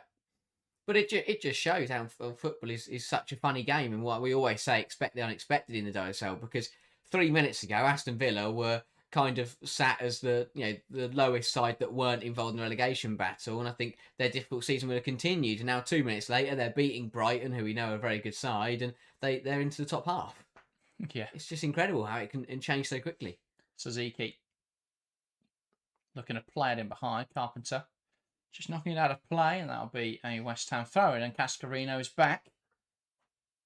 Will she be allowed onto the pitch this time? They're not showing the ear for some reason. Are they still trying to... I mean, I don't know what the solution is. I can't tell whether it's taped up, whether it's a problem with the fact it's been taped up because she's got jewellery in, or whether it's taped up because of an injury or something. I assume it's jewellery, and the problem is if it is jewellery, and there are certain persons you can't just remove. Nice move from West Ham, but Masai's pass a little loose. Balumu tries to keep it alive. That's blocked by Carpenter and out for a throw-in. Yeah, it's just such a bizarre situation. Yeah. Ueki brings that down well, looking to create a chance. It's blocked, back for Ueki, ball in. Asai robbed there by Bright, and she responds by dragging her down. I think she'll be lucky to not get a yellow card there. Bright's not happy with the lack of a booking. Yeah, understandably so. I'll be honest, Asai spent the whole game just going around, just thumping into people. or diving. Yeah. It's been an odd game for Vivian Asai. I mean, yeah, it's a stonewall yellow card. Especially because it's not our first. West Ham haven't got any yellows in this game, have they yet? No. Despite the fact I think Yunus Balumu is on a mission to see how many fouls she can commit. But again, it's exactly what we say. It's something that you see when sides get down the bottom, not because they turn into dirty, scrappy teams, but it's that frustration element. It's that when things aren't going your way, Asai hasn't had a sniff today. So, she's trying to result. She's scrambling around for the ball. She's trying to be more aggressive, and it's just, leaning the wrong side of the law. Martinez, Asai takes aim, blocked well by Bright. Carpenter clears, and Bright gets it out to Baltimore. Wants to take on Morgan. Knocks it down the line to Thompson. Holds the ball up well. Back to Baltimore. He does really well in there. Sandy Baltimore under pressure. And now goes back to Millie Bright. By the way, Martin Hurst going for the Robert Villaharm record. Winning a game without having a shot on target. Tottenham have had 71% of the ball. Just 4 shots and 0 shots on target. But they lead by a goal thanks to the own goal from Ash Neville. Wow, who would have thought? Robert Villaharm. It's that game last season where Tottenham played Leicester in January. Wow, it's happened again. Villaharm's record. But Baltimore, they were a foul throw, by the way. Given the way of West Ham. Yeah, she didn't go behind her head at all. But, yeah, that's a weird one for Tottenham. Because it's not... Yeah, they're missing Tamba, but they've got Gautset on there. They've got Holt. That's 2 best creators in the league already. So, yeah, that's a surprising one. I know Leicester do just sit on their own goal line, but yeah, that's not. It'll be positive if they get the win, but that's not a great situation to be in. So yeah, Cascarino, by the way, has just returned back to the bench. Yeah, I'm guessing that she's just not going to be. No, but the tape's off her ear now.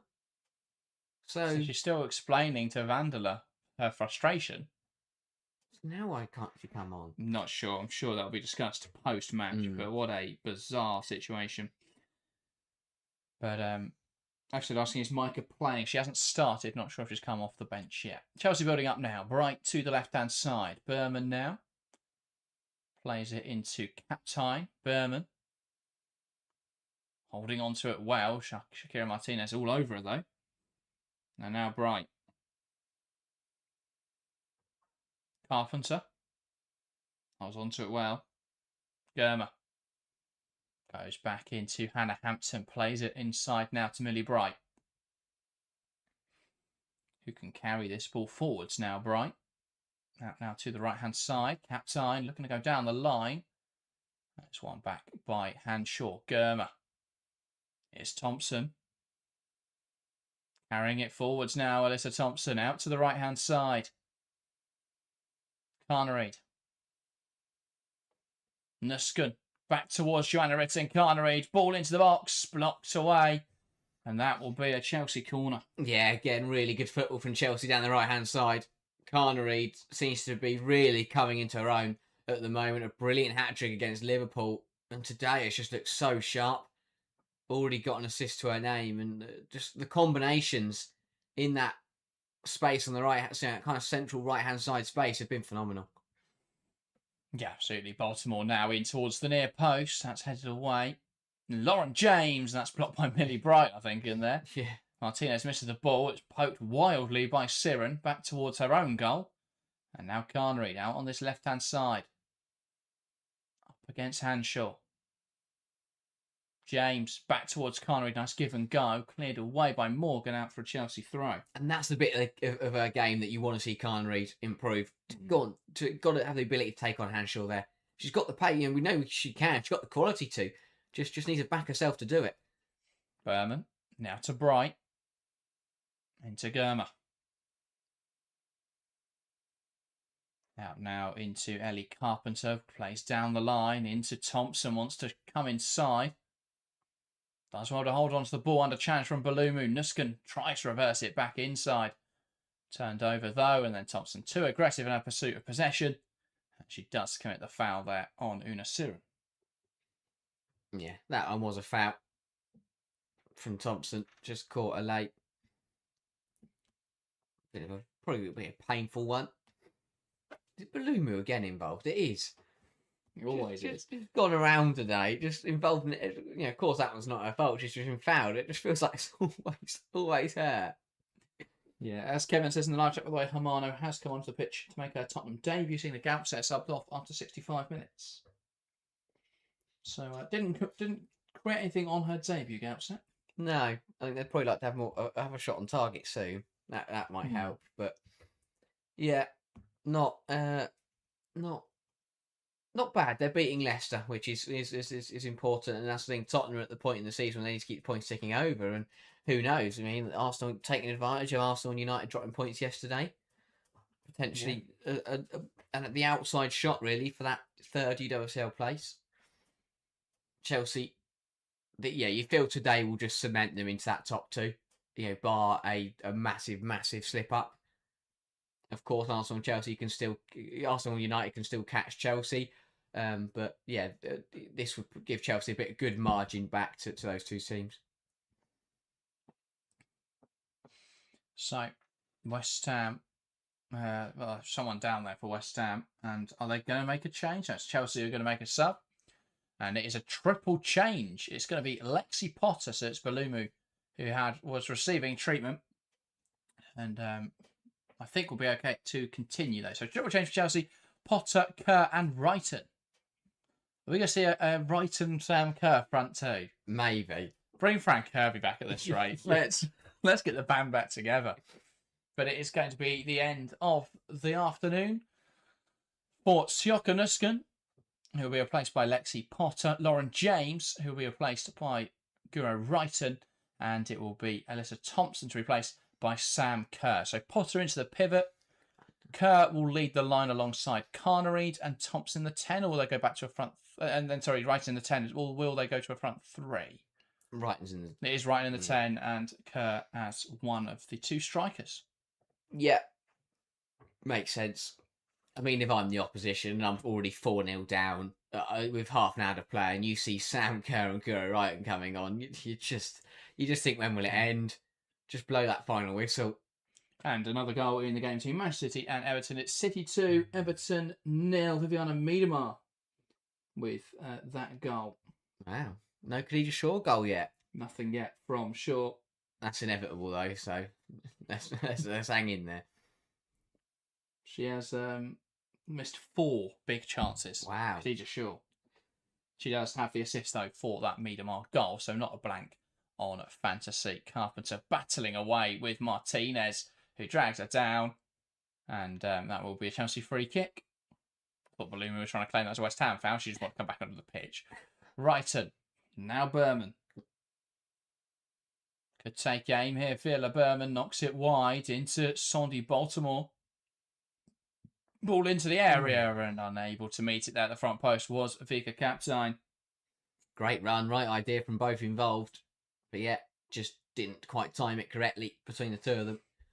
Yeah, indeed. So half an hour left here. Chelsea yet to score in this second half. Not that it was necessary, given how imperious they were in the first 45, but I'm sure they would like to add to that advantage. Yeah, you always want to kick on.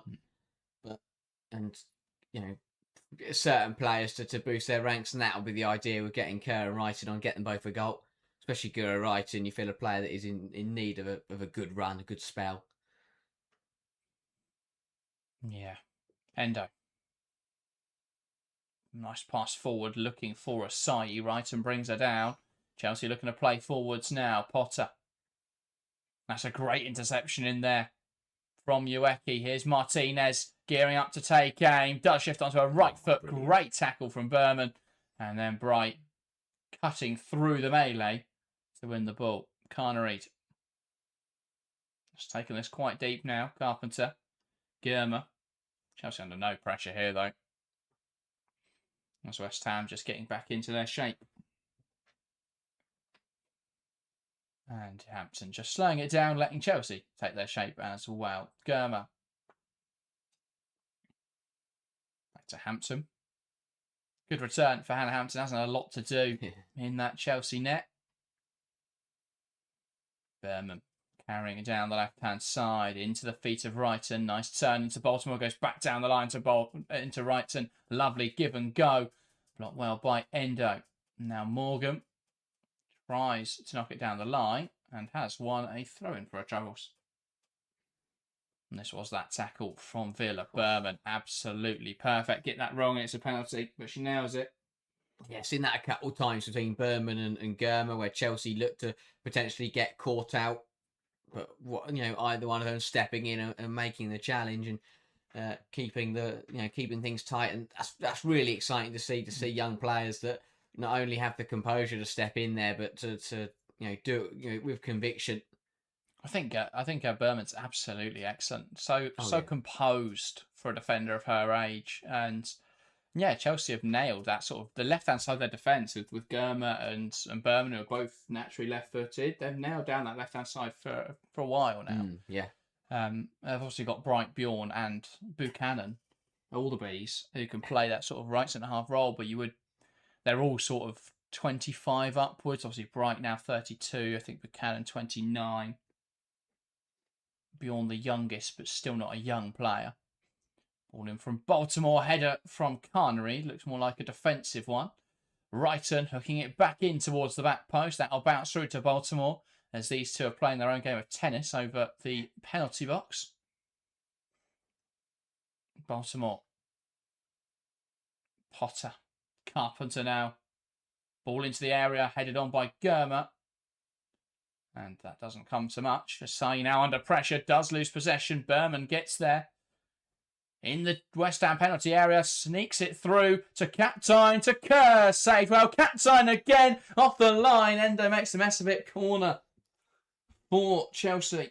How on earth have Chelsea not found a fifth there? Many chances. Probably a bit too pretty. Trying to pass it into the goal at that stage. Berman into Captain. Lays it into Kerr. Just trying to poke it home. And then Captain on the rebound. And for a moment there, I thought my prediction of a Naomi Germa goal might come true there. She had a few opportunities in the area. Corner now again for Chelsea. Baltimore in towards the near post. Potter couldn't react well to that one. Here's Kerr back to Baltimore, who puts the ball into the area once more. Bright heads it up. Martinez, though, on hand to knock it clear with conviction. Southampton now almost at the halfway line here as she looks to restart this Chelsea attack. Bright. Berman. Potter under pressure, dispossessed by Ueki. And here's Martinez, who runs straight to Millie Bright. And Bright is relieved because she thought she was going to have a foot race there. But gets away with it. Yeah, I think Potter just lost possession a couple times. I think it's just one of those where, just come into the game. Youngsters, it's not nice conditions. Of course, you want to play every single minute, but these are the kind of games where you think, I wouldn't mind just staying on the bench and seeing the result through. But yeah, just been caught out a couple times on the ball. Asai across now, looking for Martinez. That's going to bounce into the area though. Hampton out quickly to collect. I think Chelsea have been fortunate in the fact that Shakira Martinez just doesn't look on it. Yeah, this is weird. We thought, I think a lot of people, including myself, put the front three being stagnant this season down to the way that Ryan Skinner was playing and the fact that because it was so defensive, it just nullified any attacking threat. But in a game today where Guarino has tried to be positive, and let's be honest, West Ham have got the ball forward at times. They have managed to get through the Chelsea pressure. It's surprising that when they have received the ball, I think the front three have been really, really poor. And that'll be a cause for concern, because if it isn't Skinner who was kind of nullifying them, then you've got to be looking to other causes. I think Chelsea there are lucky to get a corner. That probably was a foul from Sam Kerr on Endo. Still, Hermie mentioning in the live chat, poor finishing, still haunting Chelsea. A 4-0 win, you would think otherwise, but 17 shots today, only 7 on target. Still a case of Chelsea having a lot of chances, but not really testing the keeper enough. Chance now for Carpenter, and I think there's a penalty in there for Chelsea. Not sure what this has been given us. I think it's a penalty. I think it has been blocked by Asai. Sorry, that wasn't the reaction of, oh my God, it's a penalty, but that's such a confusing one.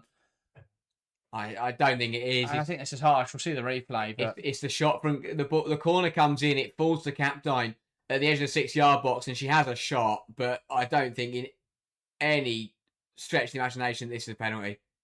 No, not at all. I'll see a better Not at replay. all. Her arms are tucked into her chest. But it's not a natural position. No, That's a no. terrible angle. It's gone in there. It's Not- well, not a penalty. Well, I want to see a better angle, but I do broadly agree. I just want to see an angle because if she's gone like that. No, it's more like that. Okay. Diving in. But Chelsea got a penalty. Absolutely. Sonny Baltimore looking for her second, and Chelsea's fifth steps up and coolly dispatches from the spot. Chelsea 5, West Ham 0. A routine romping from the Blues. The Hammers getting hammered. Sonny Baltimore with her second of the game, slotted it home from the spot. Yeah, really good penalty from Baltimore. And it's the kind of thing that you get when everything's, when it's going good. Things fall for you. It's exactly what we said about Man City having that Everton goal disallowed earlier. When you're flying high and you're playing well, things do fall in your favour. And when you're up against it and struggling down the bottom, you can find yourself just on the wrong side of luck sometimes. Yeah, and I mean, that's one where even the home side weren't really appealing for a penalty. No. Potter, great pressure. Here's Baltimore. Endo trying to see her off the pitch. Baltimore does well to compete. Berman, Potter. I'd want to see a replay because again, I haven't seen the positioning of her hands. I think it's a really difficult one for the ref to get right. Well, I think there's no way the referee's given that. It will be the assistant on the far side because the referee has seen that. She's got brilliant eyes and a bit of X-ray vision involved. But yeah, it's just one of those. It's an awkward one. Ball in behind. Nystrom doesn't deal with that very well, and West Ham's errors at the back continue, and Chelsea now with another corner. Here we go. This is the angle we want. See, I think that... No, I think it's... You can't go out like that, though. If it's natural by your sides, absolutely, but she's put her hands in front of her. Yeah, but I know it still hits the body. And I get that argument. I think it goes under the arms, if anything. It does. I think it does hit the bottom of her arm. In, bounce around. Also, Baltimore blocked well by Siren. Kept alive by Carpenter. Now Brighton. Ball in, Bright. Can't quite head that goalwards, and that's into the home end. But yeah, I think it's one that we'll be debating still when we come round to the weekend roundup on Monday. Yeah. But ultimately, it won't have too much of an impact on the result. It's a nice moment for Sonny Baltimore to add to her tally for the campaign. And it's not great for West Ham, as it harms their goal difference even further. They're now to -20 for the season in goal difference. For reference, the next lowest is Leicester with -14. Then it's Liverpool -13. So not in a great position. It does, however, help Chelsea's numbers, as they're now up to 24 goals a season, which is the second most. Which they were nowhere near. I was stunned by Liverpool's being only -13, and I realised the 9-1 was in the cup. Yeah. So yeah, it's one of those. But they'll be hoping to try and up theirs a little bit with a win today. Carpenter into Brighton, tries to play it in behind for Carnery, but she won't get there. But that's, to be honest, -13 is positive for Liverpool in terms of, because they haven't won a game, there hasn't been a fixture where they've gained goal difference. So their goal difference has only dropped by 13 this season. Because draws cancel each other out, obviously, and then that's not terrible. Saying they haven't won a game. Here's Zimic on the ball. Looking to play forward, cut out by Potter. Battling away with Vivian Asai, and Potter drags her down, and that will be a free kick. And I think a little lucky there not to get a yellow card as well. Yeah, that has simply come from Potter getting dispossessed too many times. Then she's been robbed by Asai and tried too hard to get it back. Martinez, that's another really poor touch, and Chelsea could capitalise. Kerr squeezes it to Guro Wrighton. Now Berman, Potter. And here's Naomi Germer. Out now into Carpenter. Tries to go down the line. But it's only Suzuki who'll get there.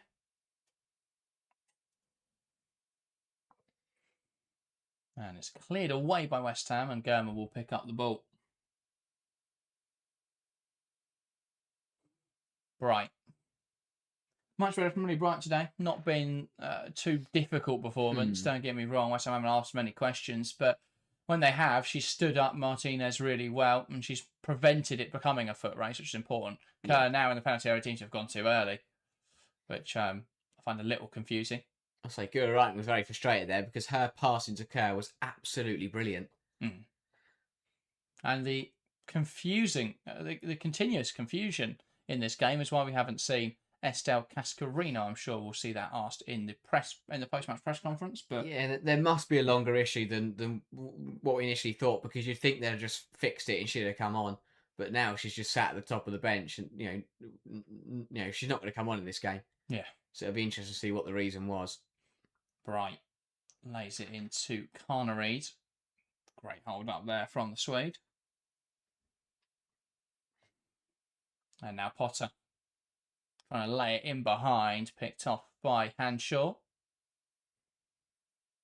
Siren back to Hanshaw. Brighton presses well. Endo now back to Kinajemic. And out now to Endo. Carries it forwards. That's how to play well by Sandy Baltimore. Quarter of an hour left to play in this one then. Yeah, more changes coming. Indeed. And that is going to be Leila Vandela onto the field to an attacking change. And Shakira Martinez, who's not had a game to remember, does leave the field of play. Yeah. Not been Martinez's afternoon. I think Vandela is a player that I'm hoping we're going to see more of. Very exciting prospect. And I think that if she can get a bit of a run of consistent minutes under Guarino, then we could see her really start to shine, because we barely saw her it used under Ryan Skinner. So hopefully we'll see Vandela get a good run of games going and really show her quality. Yeah, never really got the chances to impress. Here's Bright. Out now towards Philip Berman, plays it inside. She's dispossessed and was fouled in there by Sai, but deems not to have impacted the play. Sai to Vandela, and Vandela can't quite keep that one under her control. Throw in then on this near side, as West Ham try and find what would be a consolation at this stage. Yeah, they'll take something. They'll want to try and take some positives from the game, and I think that there was that spell from the conceding in minute 1 to when the second goal went in, which was about 25 minutes in. That spell of 20 minutes was pretty strong from West Ham. I thought they looked pretty good on the ball. They looked bright, but once Chelsea worked out what they wanted to do, they just haven't reacted to that. I think that's been the problem.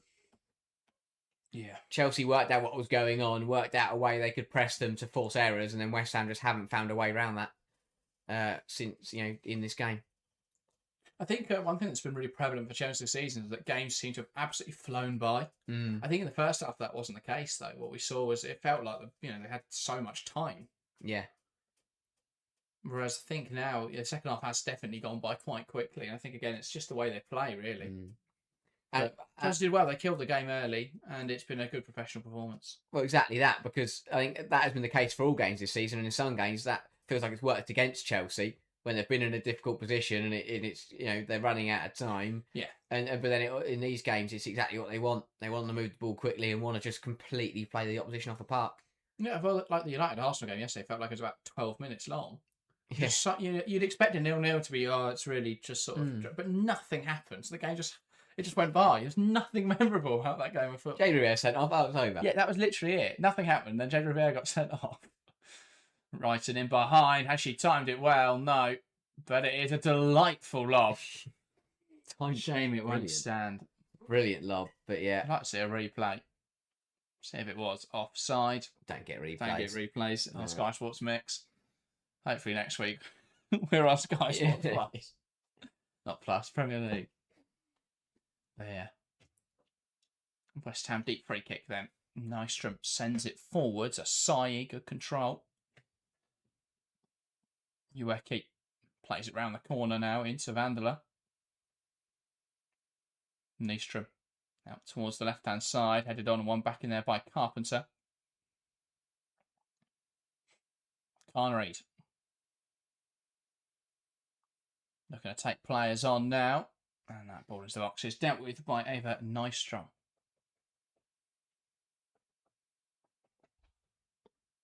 Carnreid. Carpenter back to Carnreid. Now it's with Germer. Goes back to Hampton. Plays out towards the left-hand side. Berman. Yeah, so I'm generally shocked how bad West Ham have been with the front three they have. Their recruitment has been shocking. To an extent, yeah. I think a lot of their defence is very weak, and that doesn't help. They don't really have them the platform for the attack to shine. But equally, Martinez has been awful today. Yeah. And I think that's been a problem all season. You know, she had a great run at the end of last season. I almost feel like West Ham should have cashed in, because I think teams would have paid a few £100,000. But she's just been really poor in recent weeks. That makes it very difficult for West Ham. Yeah, I think it's one of those where for the whole front three, I think Asai as well is on that Martinez conversation, is that maybe it was a purple patch, and I think that was potentially forced, you know, has put West Ham into a position where they've kind of been misled, and they think, oh, okay, we've got some really consistent, elite level forwards, and that this season, that the drop off that we've seen is just ridiculous. Substitution now for Chelsea, and it is Chloe Sarwi on for what I believe is her first WSL appearance of the season. Feature for Chelsea in the Champions League a lot this campaign. Young left backs come on for Sondi Baltimore. Someone we saw in pre-season as well. Yes. Looked really sharp in that game against AC Milan, I think it was. Mm-hmm. And yeah, I think a hot prospect. Chelsea are keen to nurture into that left back role. I think it's a big reason why Chelsea haven't. A lot of people are asking why haven't Chelsea signed a left back with, Sondi Baltimore not really being a natural left back. But I think with Sarwi coming through and Charles and Baltimore still being in the side, there's not really any reason for them to go and do that, because Baltimore fills the role that they want from that position in this team. And yeah, so I think they'll look towards Sarwi as the future on that left hand side.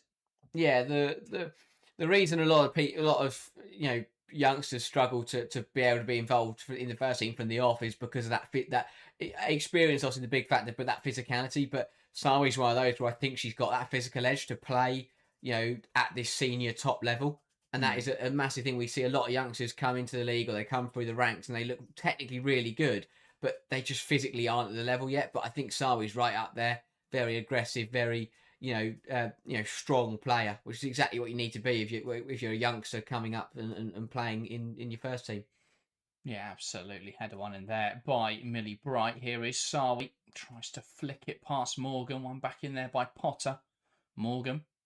Great pressure from Sarwi, who wins it back and then is brought down. Referee deems it as okay. Sarwi battles back in there and Chelsea regain possession. Guarino frustrated. I don't think it's that move that's frustrated. I think it's the performance from West Ham. This has not been the debut she would have wanted as the West Ham manager. Carnreid holds on to it well. And she is fouled there by Ines Balumu.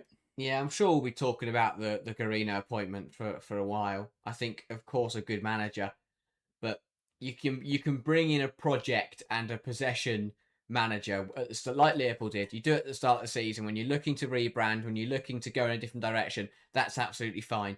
But halfway through the season, when you are down at the bottom, to try and come in and implement a new style and a new way of playing is a very interesting decision. Yeah, just looking at the lineups as well, which we'll obviously dive into later this stream. Looks like London City have either gone for a 4-3-3 or a 3-4-3 today.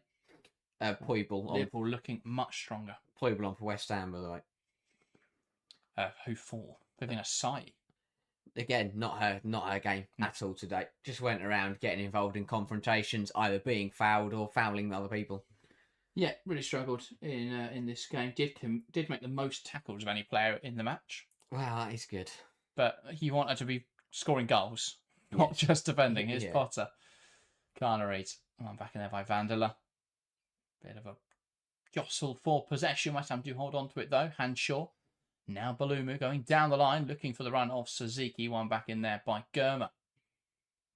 And coming forwards now, it's Captain. Carnreid tries to touch it on. Cleared back to her by Hanshaw. Wrighton. Berman gets there brilliantly. Now Sarwi on this left-hand side. What can she make happen?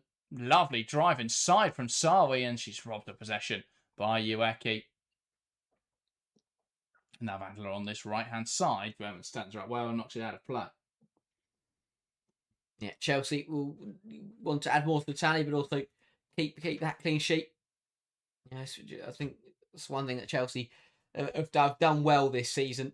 Even in the games they have dropped points, they have managed to avoid conceding many in that matter. Hampton is still up there for the clean sheet Golden Glove award, even though she has missed a bit of the season. Yeah, I think she's still leading that. Potentially joint with Dozy, maybe. No, Brighton conceded too many. No, I want to say someone's brother. Could be Yamashita. Oh yeah, potentially. Even then, they've conceded too many. You think? True. And Hampton 4 clean sheets, level with Valentine's Joyce. Also missed a bit of the season, and Sabrina D'Angelo and Lisa Kopp. I think it does coincide, doesn't it? Hampton and Talis Joyce leaving, and then their sides conceding. Well, notably, Chelsea conceded 4. Sorry, Hampton this season conceded 4 goals. United under Talis Joyce conceded 10. D'Angelo 15. Kopp 16. So a lot of goals conceded. Whereas Hampton. I say that Tottenham one surprised me. They did concede 6 to City, didn't they? Yeah, 5 or 6. So yeah, that kind of skews it a little bit, but yeah, as expected, really. It shows that defensive quality from Villa once again. They did 4 to London City. Oh yeah, they did do that. So that's 10 goals in 2 games there. That's 5 against 5, City. yeah. And then just a couple. Like Leicester scored against them. Liverpool scored against them. Arsenal didn't. I all remember that. And then Man United got 3 in that 3-3 draw, obviously, as well. But yeah, Hoiberg caught there by Sarwi, West Ham free kick. Yeah, just a bit of a late one. Late call as well. Don't think the referee gave that one. Sophia says, looking forward to Chelsea versus Arsenal at the Chelsea. Yes, I can't wait. It's the game we always go to is Arsenal home and away. And then we just, because I'd love to have Chelsea every week, but with obviously doing the live show, it's very difficult then to miss a whole weekend of live streams to go and watch Chelsea. But here is Sarwi. 2 weeks' time, the next round of WSL fixtures does kick off as Chelsea take on Arsenal. Can't wait for that one. If you're going to the bridge and you're in the shed end, then hopefully we'll see you there. I mean, to be fair, if you're anywhere in the bridge, we might see you. Yeah. But yeah, Berman. If you're an Arsenal fan, don't talk to us. We will not respond. Here is Germa. Back to Hampton. And now it's with Bright. But I hope it's a good atmosphere. I felt last year the atmosphere kind of died because it was so wet. A lot of people just didn't really want to get involved with chant stuff because it was just the rain was awful. It's terrible. But hopefully this year is a bit of an atmosphere. Berman. West Ham must make a change. But I'm glad that we're also in a position where, this weekend, no call loss in the WSL. That's important as well. Kind of thing. Yeah. Wait till we find out news from the St Helens Stadium. Gareth Taylor's frozen the pitch. Here is captain Sarwi. I was onto it well there, captain. Under pressure here from Siren. That goes back now to Berman. I'm not sure to have left the field of play. I'm not sure why Captain didn't just play it back to Berman sooner. Yeah. Just kept trying to hold on to it until it was more and more likely that she was going to lose it. But only a couple minutes to play. West Ham trying to end on a positive. Imagine the referee will have too much additional time for time of the game between Aston Villa and Brighton. Aston Villa win that game 2-1. I was going to say, we are behind all those games. There was 6 added minutes in the first and then half. a delay to the start of this half while we tried to find out what was wrong with Estelle Cascarino. Yeah, big win for Villa. Yeah, indeed. They need. If London City fail to win, that will see Villa up to 6th, which this season is sort of the best of the rest position, given Tottenham have gone beyond best of the rest. Tottenham, as they stand still beating Leicester, that would move them 4th in the league, level on points with 3rd place Arsenal, and only behind on goal difference, ahead of Manchester United. Wow. Carpenter, but that's blocked, and it's out now for a Chelsea corner. Or is it? Because Carpenter looked quite frustrated there. I didn't like the reaction of someone who just won a corner. No. Yeah, Guarino's not happy. I wonder if she was maybe thought not really well, no, it's Chelsea, of course, but maybe she was probably expecting a lot better, and maybe is now only realising, stood on that touchline, the effort that she's got ahead of her. Yeah, I think she'll just be frustrated that this game hasn't. I mean, Chelsea is the most difficult game in the calendar. She'd have wanted to give a better account of herself as a manager, and the side to give a better account of themselves in this kind of game. But yeah, I think she'll be frustrated by just how lackluster they've been in all areas of the pitch. Really, they've just made so many errors defensively, haven't offered any sort of attacking threats to Chelsea at all. Martinez was particularly poor. I think she'll be frustrated with how the game's panned out. Carpenter.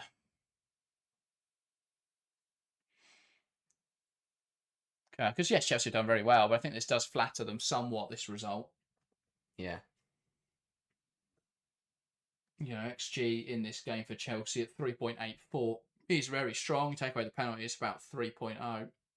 That definitely shows some issues for West Ham. You'd expect a side like Chelsea to be able to score at least 5 with an XG of this, XG value like that. But yeah.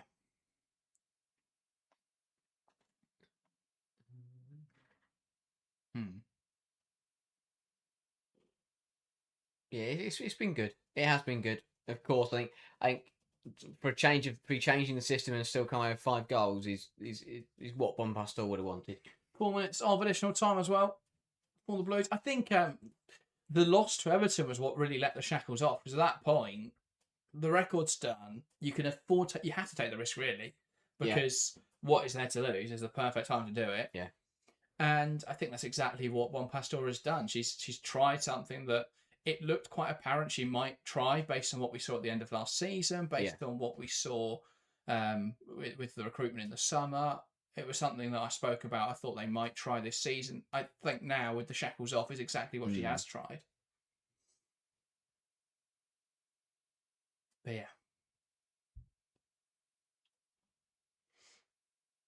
Here is Naomi Girma. Out to Sawi. Wants to carry this ball forward. Now looking to play it in behind Ueki. Driving inside with possession, picked up well in there by Girma, who's had a really good game. Naomi Girma. Going to clip it in behind there, Wrighton for the run-off. Sam Kerr is going to put Hanshaw under pressure. Bit of a mess that from Hanshaw. Zemic does well, though, to come out and make it a really difficult angle for Kerr. Kerr can't quite get to the ball. And so the time ticking away. West Ham know that, for all intents and purposes, this is game over. I think both sides know that. They've got a big week. They've got a massive week ahead going into that Leicester game. Well, obviously, it's FA Cup this weekend. They play Newcastle, which is not a nice game. You know, you look at some of the other sides in this competition that would love to have played at Bournemouth for National League side. Yeah. They're playing a Championship side in Newcastle who really fancy an upset. Yeah, they will. And I think with the way West Ham play, and you wouldn't put it past them, just now for Kerr. Fights wasn't their post saved well. Is it at West Ham or at Newcastle? I will double check that. It is at Newcastle. So they've got a trip up to Newcastle. I don't know if it's going to be at the Gateshead Stadium or it's going to be at the Gateshead International Stadium. That's a shame. St James Park would have been brilliant for that. But Newcastle will be up for that. Yeah. I think they'll view that as a great opportunity to sort of lay a marker. This season hasn't gone how they would have wanted it to for Newcastle, really, in the WSL2. Chance for Sawi, ball across the box, followed by Siren. You know, we're looking now at the promotion candidates of Charlton, who are all but there, really, and then Birmingham and Bristol City. But Newcastle would have wanted to be amongst that group. If they could beat a side like West Ham, claim a scalp like that in this competition, in the FA Cup, I think that would be a huge moment for them. So don't back. I think that will be a very tough game. Join us for that live on Friday night, by the way. Oh, and it's a Friday night. That's it's everything goes against them, doesn't it? If that game does go ahead, of course, Gateshead, Newcastle have called off their game this week. True. Due to the conditions. Hopefully it does warm up over the next few days. Yeah, it's not. What an out for West Ham. It's games like that as a new manager. You want to win. They kind of feel like must wins. Get off to a good start by winning games against lower league opposition. Then you've got Leicester, and if they if they turn it around and win both those games, and suddenly the season looks to be a bit brighter. But yeah, it feels like that we know there's potential. That's a potential banana skin as Newcastle, and we know that Leicester are very difficult to beat this season. Ball in, bounces around. West Ham trying to find a consolation, but where Chelsea will now break away. Kerr, Carnereed, lifting it forwards. Rita now heads down to Carpenter. Potter. Now out towards the right-hand side. It's a nice move as Chelsea look to cap off a wonderful start to the year. Cap time.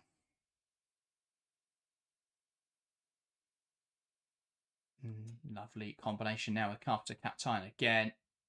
Goes into Carnereed. He's looking for the cross. Does swing it in there now. Sawi heads it in the air. Bounces around. It's going to drop now for Kerr. Now Wrighton takes aim. And that is wide of the mark. And that will be the last action of the match. Chelsea 5, West Ham 0. A compounding victory for the Blues as they kick off 2026. As they mean to go on in a 5-goal drubbing of West Ham United. West Ham not the start of the year and the start of Guarino's tenure that they would have wanted. They gave the ball away too easily to Chelsea in that first half, made life too difficult for the reigning champions. And Chelsea, well, it wasn't too difficult, but they did claim the win in convincing fashion. We're back tomorrow to round up all of the WSL games, but before then, join us for this stream. In about 15 minutes' time, we'll be live as Liverpool take on London City. We're going to go have a short break. We'll be back for that game in a quarter of an hour. That is everything from us for this stream. Thank you guys very much for watching, and we'll see you in a moment.